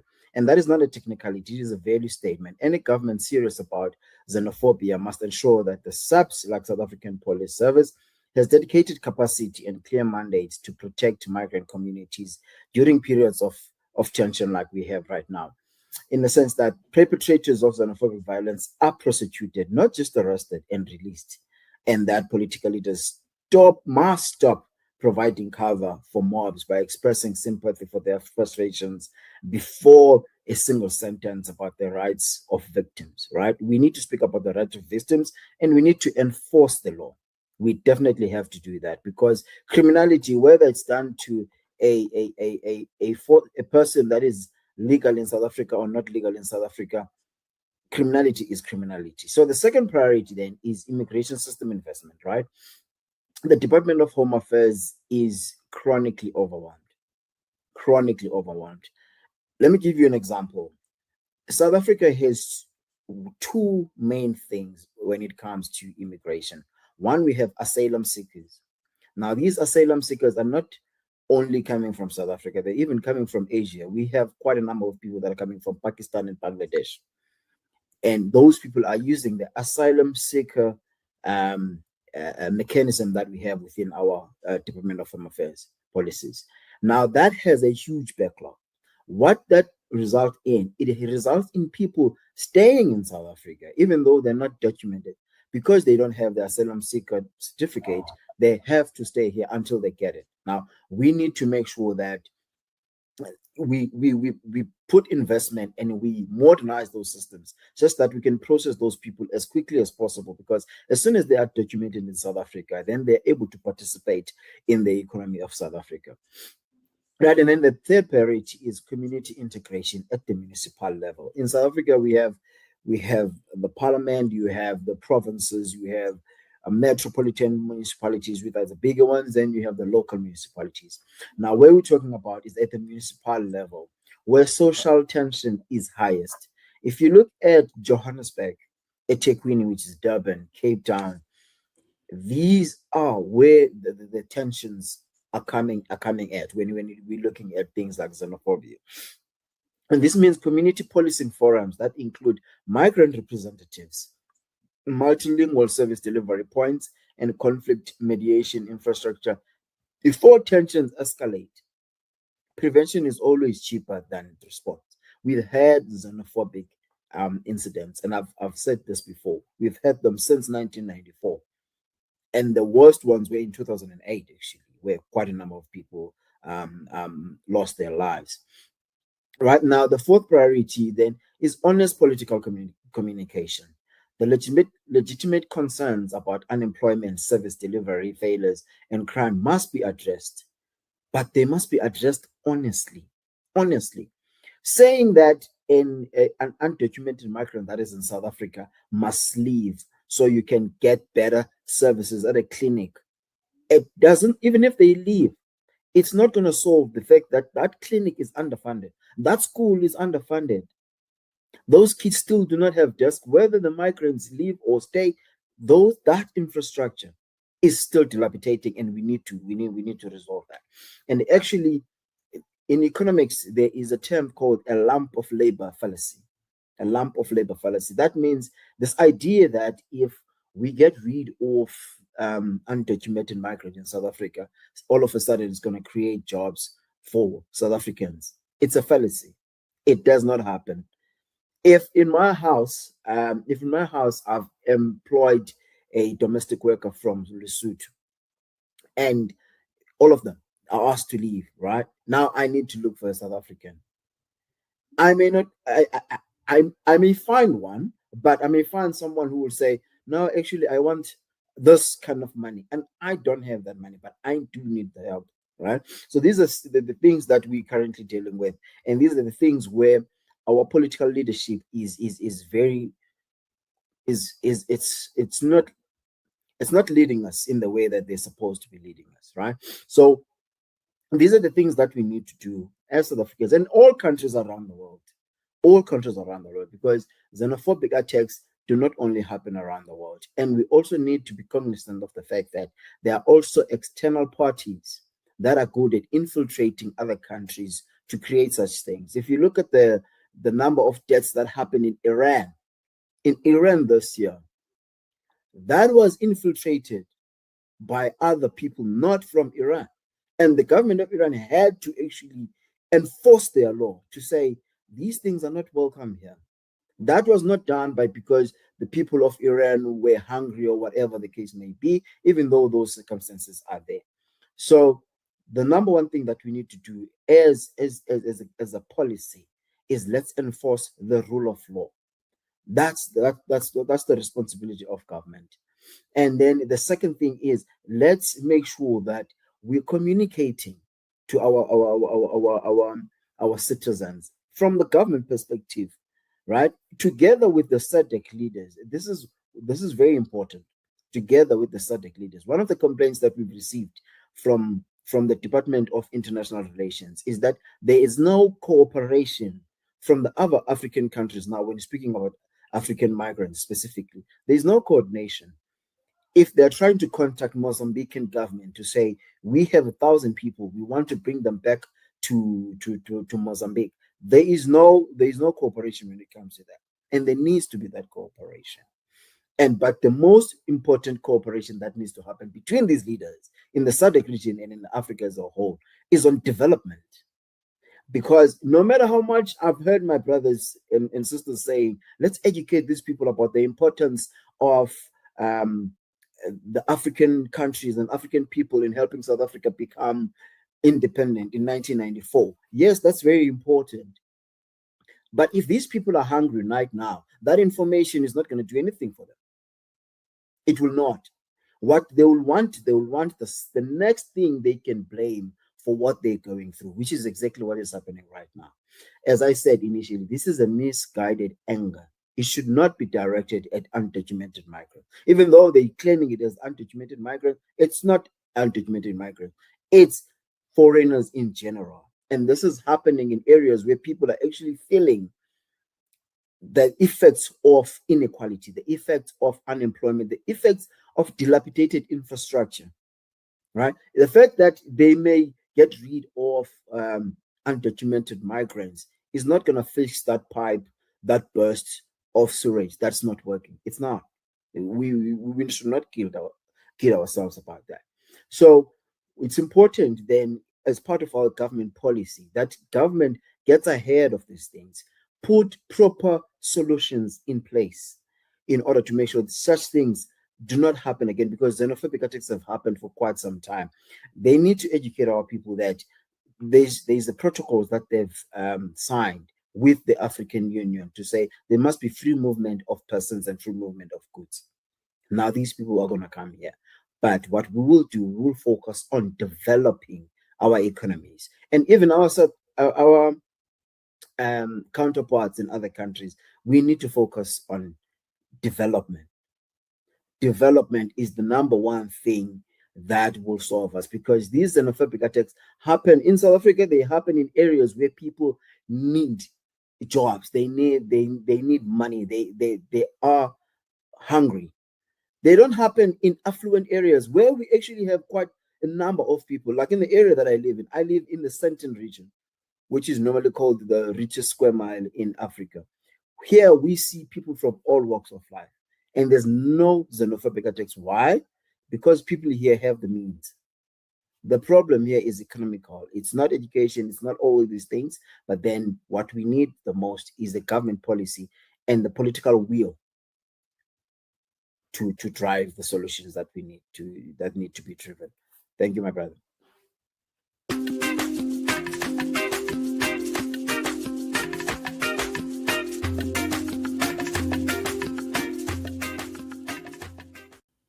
Thank you. That's well said, my brother. The solution, like you said, it's development for the African continent, so that people are not in the first place able to move to other countries. So that is well said.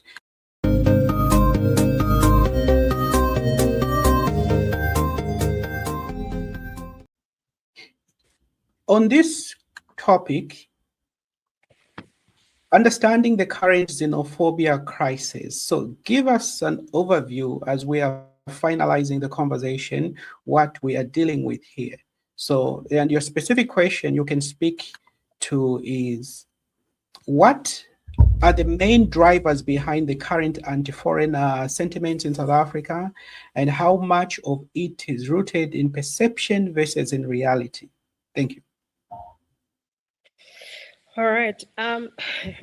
Thank you once again, moderator, and massive gratitude to all the panelists who've been wonderful, who've shared wonderful views in relation of this. And what I loved in terms of all the contributions, everybody is in alignment in terms of the importance of our continent unifying.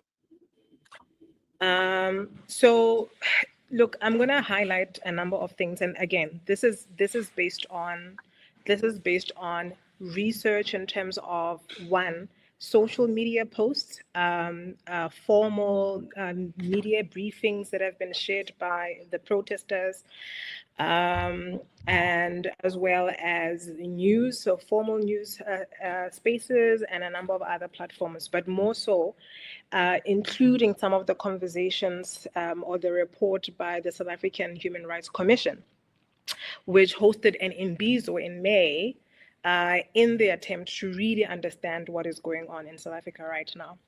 So for those who are interested, if you can go to the South African Human Rights Commission, you will find basically a summary of what the concerns that were raised by the protesters or by South Africans who are, partaking in these protests today. So one, they raised, issues around escalating crime, which basically, for example, they're talking about organized crime that is affecting their communities, and the major concerns that they were highlighting were issues around drugs, unlawful mining, and prostitution rings, which basically have increased in the country, right? And what needs to be understood here is, for example, in terms of drugs, right? I mean, there are certain, drug busts that were that were done recently. I think the South African police has been relatively busy in terms of trying to fight drugs. So we had some Mexicans or South Americans, to be more specific, or rather broad, who were found to actually were, busy with some a factory that actually manufactures drugs in South Africa in the Northwest, right? And I'm highlighting this because a lot of the times there have been the arguments that, oh no, Nigerians are actually involved in selling drugs. Of course, there are a few of them there in there, and it's not just Nigerians. And I think that's quite important. South Africans, or the drug business or the drug cartel in South Africa would not survive without South Africans who are part of it. I think that's something that needs to be clarified. And I think what then now happens is communities, especially because these are the city centers, as Annele mentioned, right? These tensions are happening in metropoles and city centers.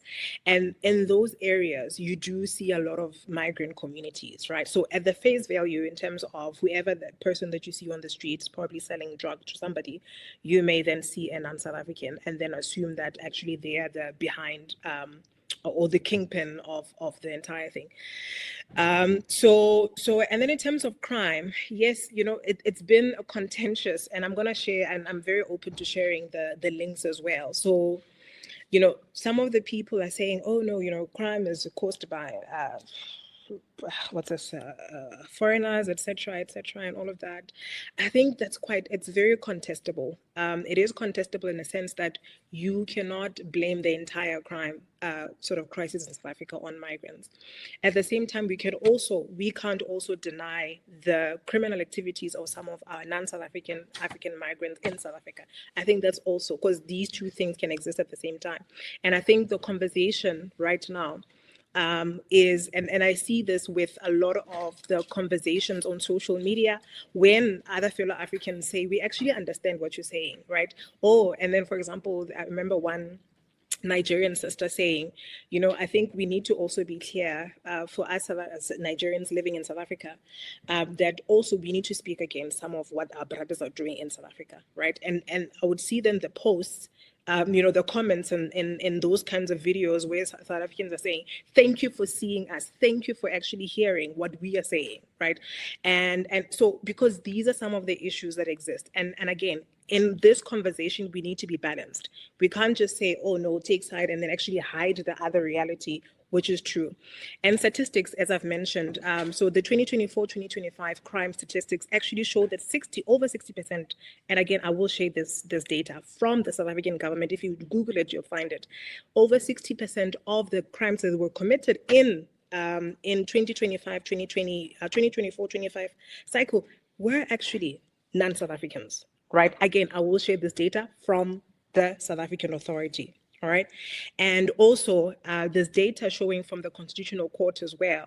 The Department of Justice, broadly, that's not what their real name is. But they also highlighted that about South Africa spends over 76.1 million last year on basically translations, right? Translations for people who are basically in court for crimes that, so that particular translation representation. So that on its own, it sort of feeds into this belief that people had, whatever arguments that they have around whatever is happening. And the other thing in relation to so there are certain other crimes that are not so evident.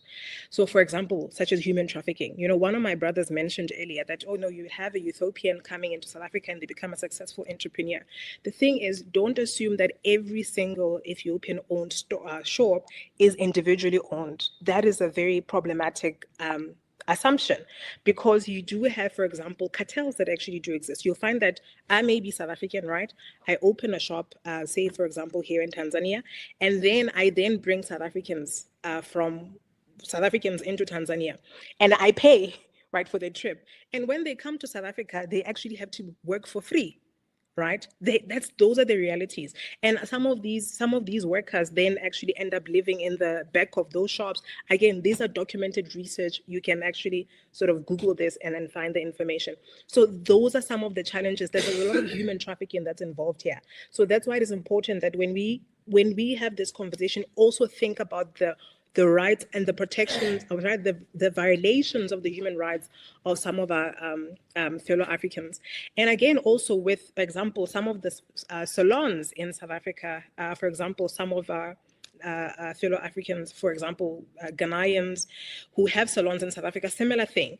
You buy a ticket for somebody to come and work in your salon, and essentially you withhold their passport.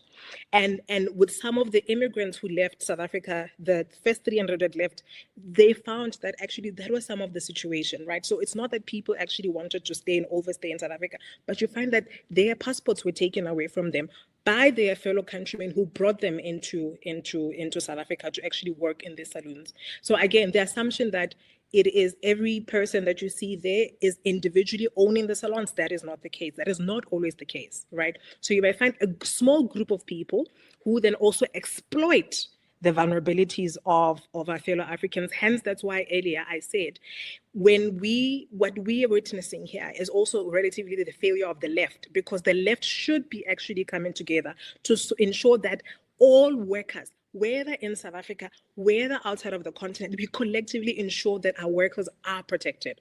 And ULIT then elevated the conversation. And I think it seems like, we didn't rise up to what he was actually introducing to us by saying, what the conversation should be about should no longer really about workers and employment, but it should be about ownership of the means of production. I mean, that is even more powerful in terms of what our end goal is. And that's why I was earlier, when I was talking about Pan-Africanism and permutation of Pan-Africanism, right? Or Pan-African unification, that it's important that we understand, is it a neoliberal version or a socialist version that ULIT actually was alluding to? All right, whereby we actually are going to address the class divides. And then, of course, yes, issues around poor service delivery, poor school placing, strained healthcare, and all of that. So in this case, again, we're trying to understand again, right? And please, I need everybody to understand this. So this is based on research of what the people are saying. Again, you can find this on the South African Human Rights Commission, all right?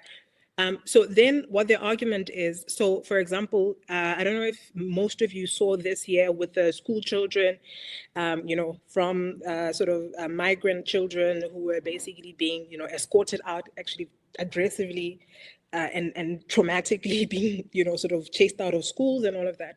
So that issue emerges from earlier this year when apparently the same school in Durban, whereby their parents, South African parents, were saying our children cannot find schools, yet in this particular school we have migrants. And the misunderstanding there, which is also based on misinformation, I guess, was this assumption that the whole school was actually sort of, for example, only taking migrant children, which is the argument that was being made. And that was actually the South African Basic Education Department debunked that actually that's not true. Right. So out of, for example, I think the school had the capacity to take 1,500 and something learners, and only 670 of them were from immigrants. right? So, which then debunks this idea that none of the, sort of the children at that school were actually South Africans. So again, the state coming in to debunk those myths. And again, the issue then comes up, and which basically what the people were saying is, but then in this case, why isn't that South African children are not being prioritized, right? So that then became their argument. But the good thing is the South African government did find placing for those children, so they are in school right now. And as it was mentioned, our constitution in South Africa covers everyone. Whether you're in South Africa legally, you're an undocumented immigrant, we do not stop children from going to school because that's our constitution, right? Our constitution basically, lays it out that everyone in the country, right? And the other thing that I want to highlight from this, which I also think, it's been something that's been grappling my mind, is, for example, we have had a lot of, for example, some young Malawians, families who are then, they have children in South Africa, were born in South Africa, and they get schooled in South Africa. And I think this is where other African countries have, for example, Malawi should actually be taking advantage of this. The fact that South Africa is actually educating, right? So it's taking on the social infrastructure responsibility of educating some of its citizens. And instead of the Malawi, I would wish that the Malawian government would actually then say, okay, now South Africa, you've done this. How then now do we bring these children and then either fund them further for their education, right? Or help them to be more regularized or more documented, like help them to be documented so that they're able to study further. Because what then happens in South Africa right now is you'd have a child that the South African government educates from grade R to up until grade 12, which is, by the way, the reason why a person in South Africa will not know what a GPA is. We don't use GPA system, right? We have a matriculation, so it's basically matriculation. So you get educated up until that for free. And then after that, because you're not documented, right, it then becomes difficult for you to move on to higher educations because you're applying to university. If you don't have documents, literally the system is automatically going to sideline your application, right? So what then needs to happen is the governments, such as the Malawian government, should then see a way to actually assist its citizens and then ensure that they're actually educated above, right, so higher education, get into the higher education space, whether in South Africa or wherever. But the idea is we need to not just leave that level of empowerment there, but then also beyond, so that we have other equipped Malawians who then can go back and actually help build the country. Right. And then the other thing is in terms of the spaza shop, and I've partly, sort of mentioned this. I think what then these immigrants are South Africans, I'm calling South African immigrants, what the South Africans are saying is that, look, the spaza shops, street vendors, salons, etc. These have created competition with locals to a point that, it has become relatively difficult for them to actually survive, right? And in some instances, there've also been sort of elements of criminality as well. Again, organized criminality, which then involves, for example, I think this year there was a South African young person who started a spaza shop and then he was kidnapped by Ethiopians. So there's also a turf in that space that cannot be denied, right? And sort of also some really problematic competition. Issues around price fixing, etc. that happens in that space which then make South African businesses then unable to survive. So it's not necessarily an entrepreneurial issue, solely entrepreneurial skills issue. There are all the other elements that I would invite fellow Africans and other researchers to actually try and understand what is going on in there. And then, of course, then the South Africans were also highlighting that, the issues around, for example, certain formal business in South Africa, hiring non-South Africans, in the process violating immigration law and labor laws. For example, having, sort of non-South Africans who are working in restaurants, in various farms, etc., etc. So these are the things that I say, and they're saying, look, according to the law, immigration law as well as labor law, these things are not allowed to happen. right? So even if, say, for example, all of us here are saying, oh no, there's nothing wrong with, for example, an undocumented immigrant coming from elsewhere and then starting a salon in South Africa. But what then happens is, in that case, is somebody coming in on a tourist visa and then starting a business, then on its own is actually wrong in South Africa. It is against the law. And we should equally reprimand it. Now, what is different? What is different, which then, in my head as everyone was speaking, and especially when we were talking about this idea, what Pan-Africanism, right? And particularly Pan-Africanism in practice today, and not Pan-Africanism as in the past. And I think I was happy that Anele mentioned this, that even if you were to have all sorts of movies, and which is basically, right, or conversations, because this keeps on coming up, where people are saying, but we helped you do this, we helped you with this, we helped you with the liberation. And you are saying this to people who are losing faith on the ANC, right? Because all of that assistance was towards the liberation movement, which essentially dominated by the ANC, right?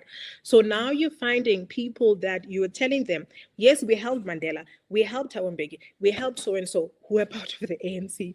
And the very same people in the country right now are very angry with the ANC because of poor governance, because of poor service delivery, because of issues around jobs, because et cetera, again, the political economy choices that were made by the ANC, right?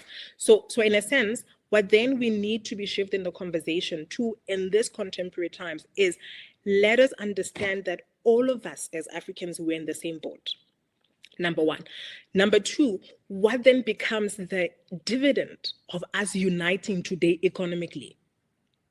Right. So if we all of a sudden became one continent, this then gives us power also to then challenge some of the sort of, the impact and the sort of, I guess, foreign forces that are keeping Africa where it is today, right? So if, say, for example, XY country is able to manipulate, for example, a country like a very small country such as Comoros, Malawi, Lesotho, to then say, you are going to do this, for example. But then if we come together collectively, we are going to speak with one voice, and then we will be able to fight back. And of course, in that fighting back and speaking with one voice, also we don't want problematic leaders who are not going to speak what we want collectively as Africans. So now we need to be pushing the conversation in that, right? So and it's important that we highlight the unity today, what the dividends are today, not only that, reminding people of the past, which is great, but also today, what is the importance of Nigeria, of Tanzania, of Egypt, of all African countries coming together today, right? And then what will that how will that actually help us improve some of the conditions that we find ourselves in? Right. And then, so these are some of the things. So, and then going back to that critique, I was saying in terms of Pan-Africanism, right?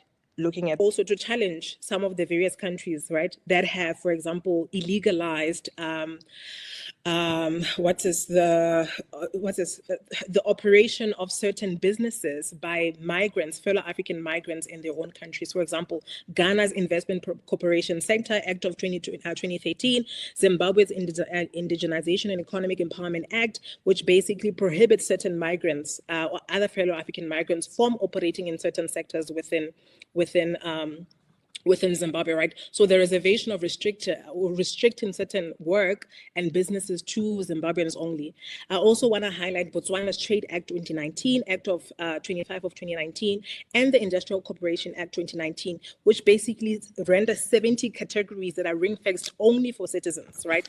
Tanzania also did the same thing in 2025, which decreed bans to non-citizens from obtaining operational business licenses in 15 localized activities. Some of those activities include, you can't open a hair salon, particularly in the informal sector or the small business sector in Tanzania if you're not Tanzanian. So all of these things that we're seeing African countries doing legally, which, interesting, South Africa is not even taking that approach, right? South Africa is not even taking that approach. So now, and then I think we also then need to bring in that conversation broadly around what does it mean when countries, when we should be, I mean, all of us are talking about unification and, the free access, whether migrant or undocumented, right? So whether documented or undocumented, but the free movement of labor. And we have countries today with legislation that actually prohibits the work of other Africans in certain sectors, which South Africa is not doing. All right. So in that case, I just want to highlight that these are conversations. We should not only link it to South Africa only, but broaden it in terms of the interest of what we need to do as a continent, which is to unify and make free movement possible. In too many communities, young people are growing up surrounded by noise, but not enough guidance. Surrounded by talent, but not enough opportunity. At Southside Empowerment Jams, we believe music can do more than entertain. It can heal, it can inspire, and it can empower. That's why Beyond the Music and the Young African Leaders Forum, YALF, are creating a powerful space for young people in South Atlanta and East Point. A space where young people are mentored, where creativity meets leadership, where conversations about mental health, financial literacy, civic engagement, technology, and identity become tools for transformation. This is more than an event. It is a movement to remind young people that their voices matter, their stories matter, and their futures matter. Through music, mentorship, and community, Southside Empowerment Jams is building confidence, purpose, and hope, one young life at a time. Because when communities invest in their youth, they invest in a better future for everyone.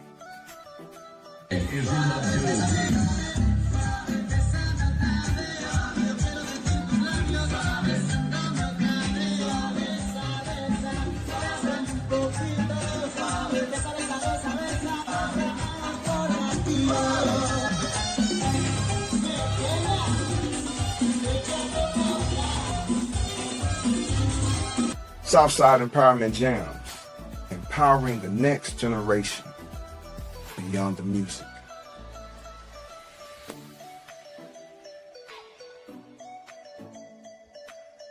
Where do we go from here? So now, as we are finalizing, let's get some final thoughts from, let's start with Africa. Africa, take it away. Your final thoughts on today's conversation. What do you want your listeners to take away?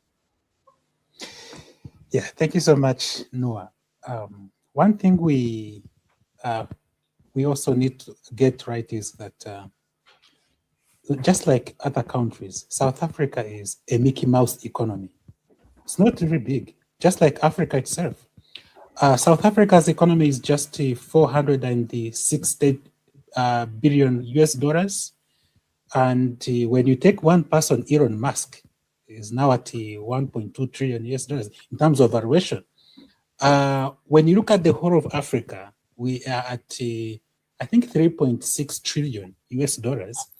And Germany alone, as one country, is now at 5 trillion.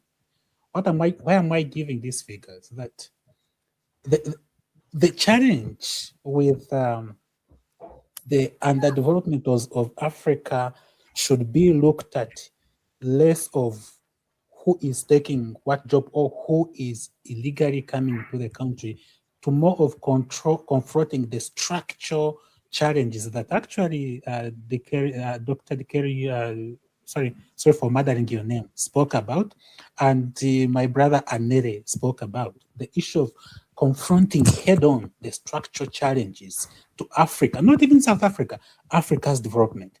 The arrest of our development by the global, by the capture of the global corporations, the fact that we have remained exporters of raw materials, and the fact that even at that, we cannot define and capture the value that comes from our own land, from our own fish, from our own trade, from our own human resources. Once we get that right, that's when Pan-African programs like the African Code of Free Trade Area, the SADC and all that, that's when they, of course, come in place. And lastly, of course, we cannot negate the legitimate reasons, the legitimate, sometimes misinformation, of course, but the legitimate concerns of the young South Africans who really do not bother much, and I don't blame them, on the history of Madiba. I don't have to learn about Madiba when I am really not even aware of how I'm going to earn a living after school. So I feel that the South African government is really not addressing the legitimate concerns that they are having by putting in house its governance failures in order. It has to really tackle that head on. But I am hopeful that one day we are going to really have the Africa that we all aspire to achieve, an Africa that speaks and other countries and continents do listen. I thank you. Thank you, sir. Well said. Let's go to Kabamanya. Take it away. Your final thoughts.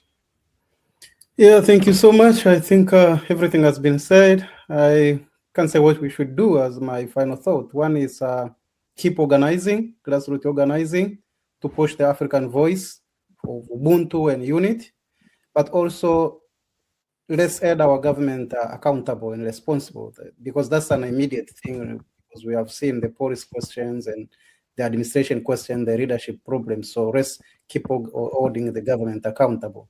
But generally, and the highest level, let's dismantle the imperialism and neo-colonialism. So that's where we can survive this job. Thank you. Yes, I can. Yes, I can, Brother Noah. Go ahead. Thank you so much. I want to close where I began. This is a governance failure,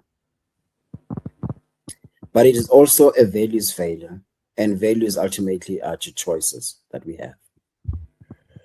One of my mentors is a mentor, not directly, it's just someone that I love to follow, is a guy by the name of Ray Dalio. He's the founder of Bridgewater Associates. He's based in Connecticut in the US. He always does a causal analysis in anything that he does. He wants to find the root cause.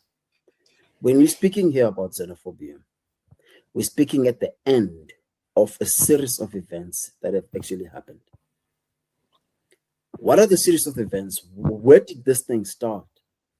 It starts in the people seeking greener pastures, seeking a better future for themselves, leaving Nigeria, coming to Pretoria, leaving Lusaka, coming to Durban to seek greener pastures. Why? Because of governance failures in their respective countries. No one leaves their country for worse, for worse situations. You leave because you're looking for better. So the root cause of everything that is happening is governance failures in all our countries, particularly in Africa. So Africa is not short of policies. We have beautiful protocols, visionary frameworks, and eloquent preambles.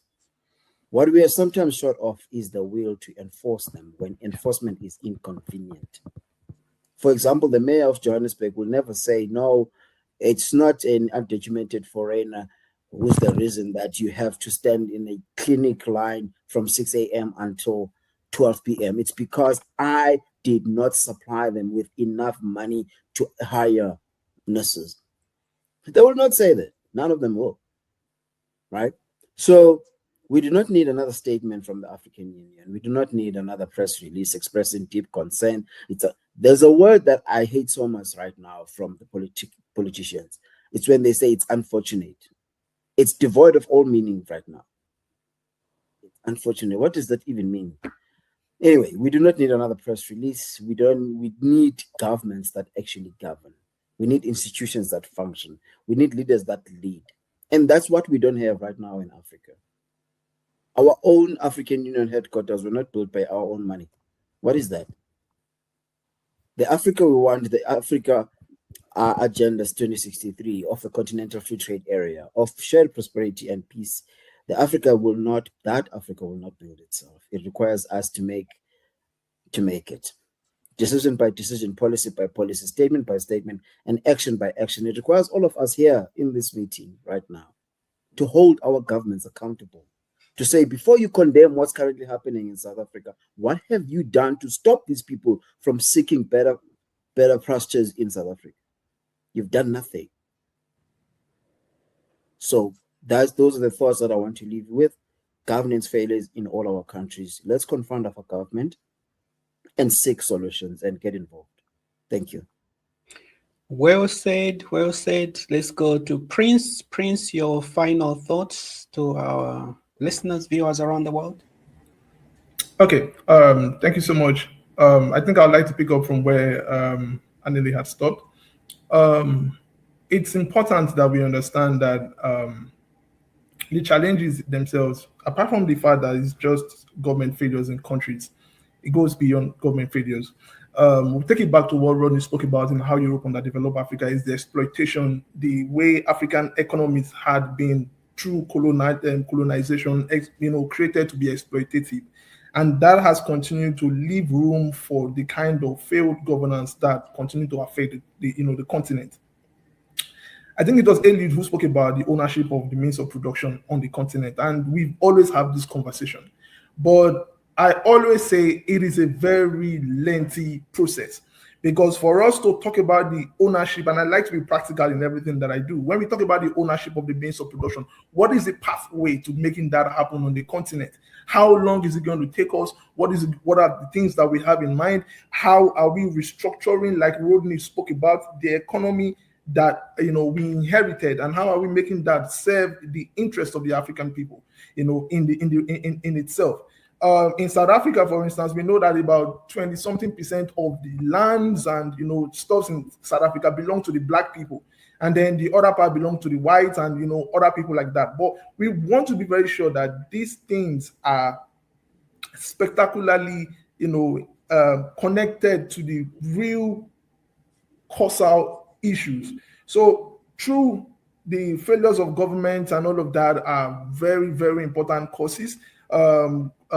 Failed economies in African nations are very important causes, but I think, and I always say, that the structural problems and the structural challenges from colonialism have continued to be a major challenge. And for us to go beyond that, we need to really organize ourselves together. To organize ourselves together, xenophobia and Afrophobia is a major impediment. It will never work. South Africa alone cannot liberate its economy. Nigeria alone cannot liberate its economy. And this is what Nkrumah spoke about in his book, Neo-Colonialism, The Last Stage of Imperialism. So no country can liberate its economy because of balkanization.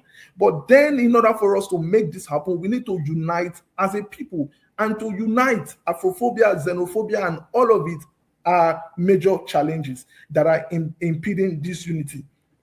Now, finally, when we talk about Pan-Africanism, I don't look at Pan-Africanism from any other perspective, whether neoliberal or anything. When we talk about Pan-Africanism, for me, I always see it from the lenses of the founding fathers, and that remains the socialist aspect or the socialist pathway to Pan-Africanism. Now, one major challenge, I think it was Mary who was saying something about Pan-African ideals and all of that, and the Agenda 2063 and all of that,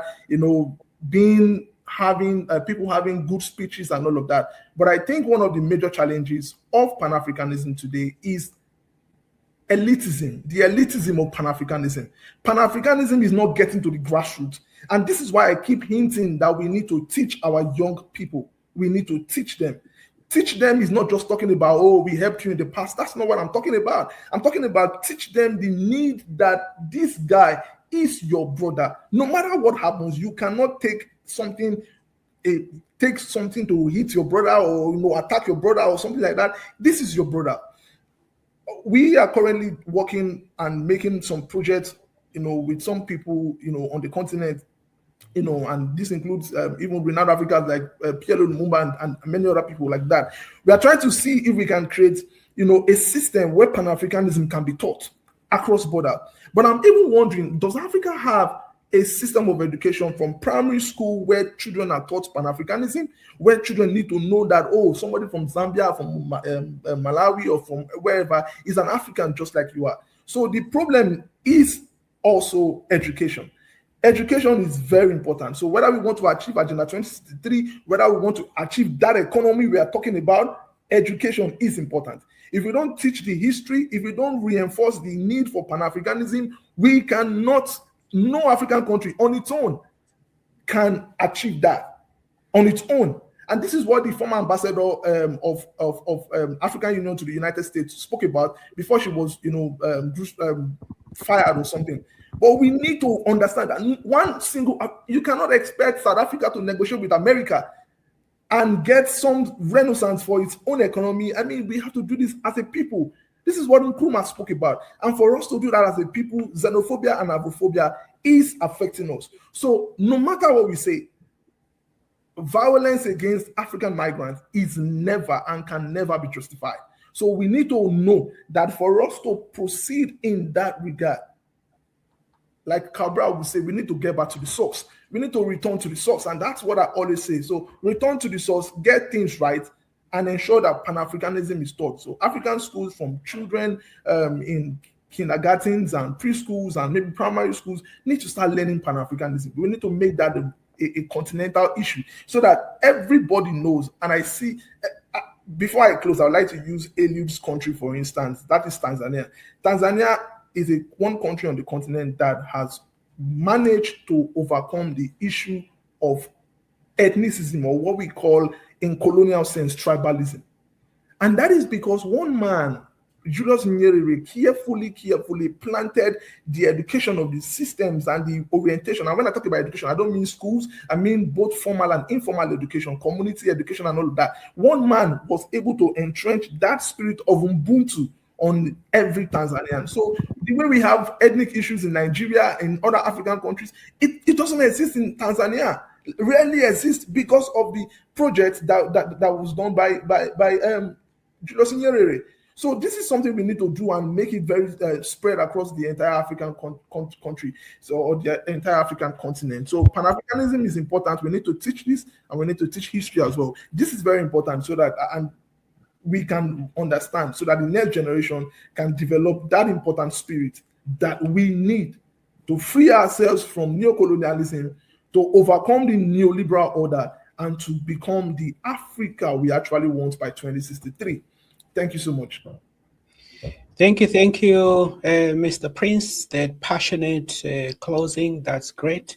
Now we're gonna go to the lady to finalize and give us her final thoughts. Take it away. All right. I would like, by a show of hands, just to show consensus that we actually believe in the same thing. Just raise your hand if you believe that nobody should be discriminated on the basis of their nationality. All right. Please raise your hand or your fist. I love what you've done in Africa, that nobody should be discriminated on the basis of their sexuality, even on our continent. That nobody should be discriminated against on the basis of their religion on our continent. That no one should be discriminated against on the basis of their ethnicity on the continent. That no one should be discriminated against on the basis of any other thing that we use to actually divide people. And I think all of us are in agreement with all of that, right? That no one also should be discriminated on the basis of their gender, etc. And I think what I'm going to do as a closing is just to invoke the words of Gogo Makiki, who was on a particular podcast not too long ago. And he said, we have forgotten who we are as Africans, right?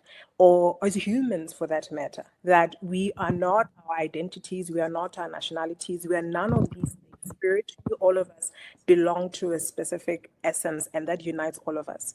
That is whether your religion is whatever, whether your nationality is XYZ, whether your gender is a particular way, or you have a particular sexual orientation, you're a liberal, you're a socialist, whatever.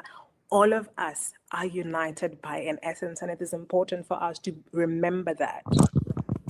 And now when we bring it to the political sphere, I really agree wholeheartedly with what Prince said, right? That Pan-Africanism then becomes our political identity as a continent.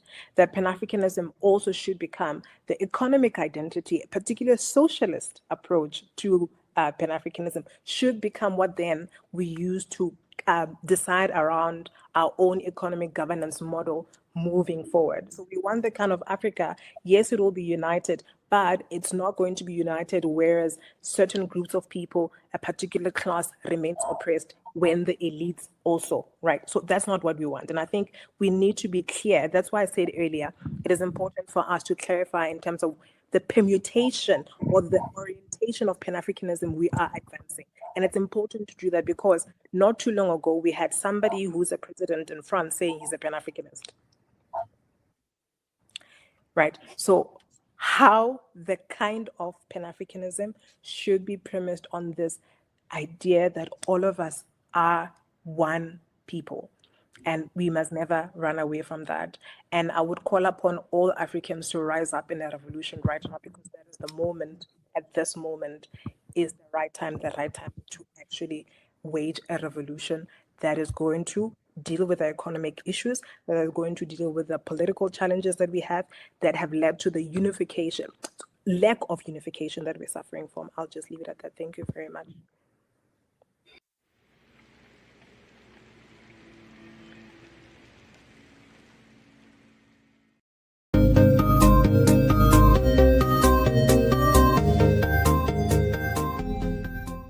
We are all one people.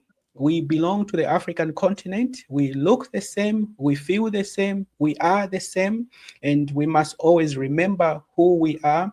And we should not allow others who have their agenda to cause us to fight amongst ourselves. Let's not lose focus that there are people who want us to divide ourselves. Because when we do that, then there is no unity. When there's no unity, there's no cooperation. When there's no cooperation, we cannot really develop. So we must always remember that we are the same people. And once again, I thank you all. Be proud of who you are and what you represent. So thank you all. Bye for now. Thank you all. Asante sana.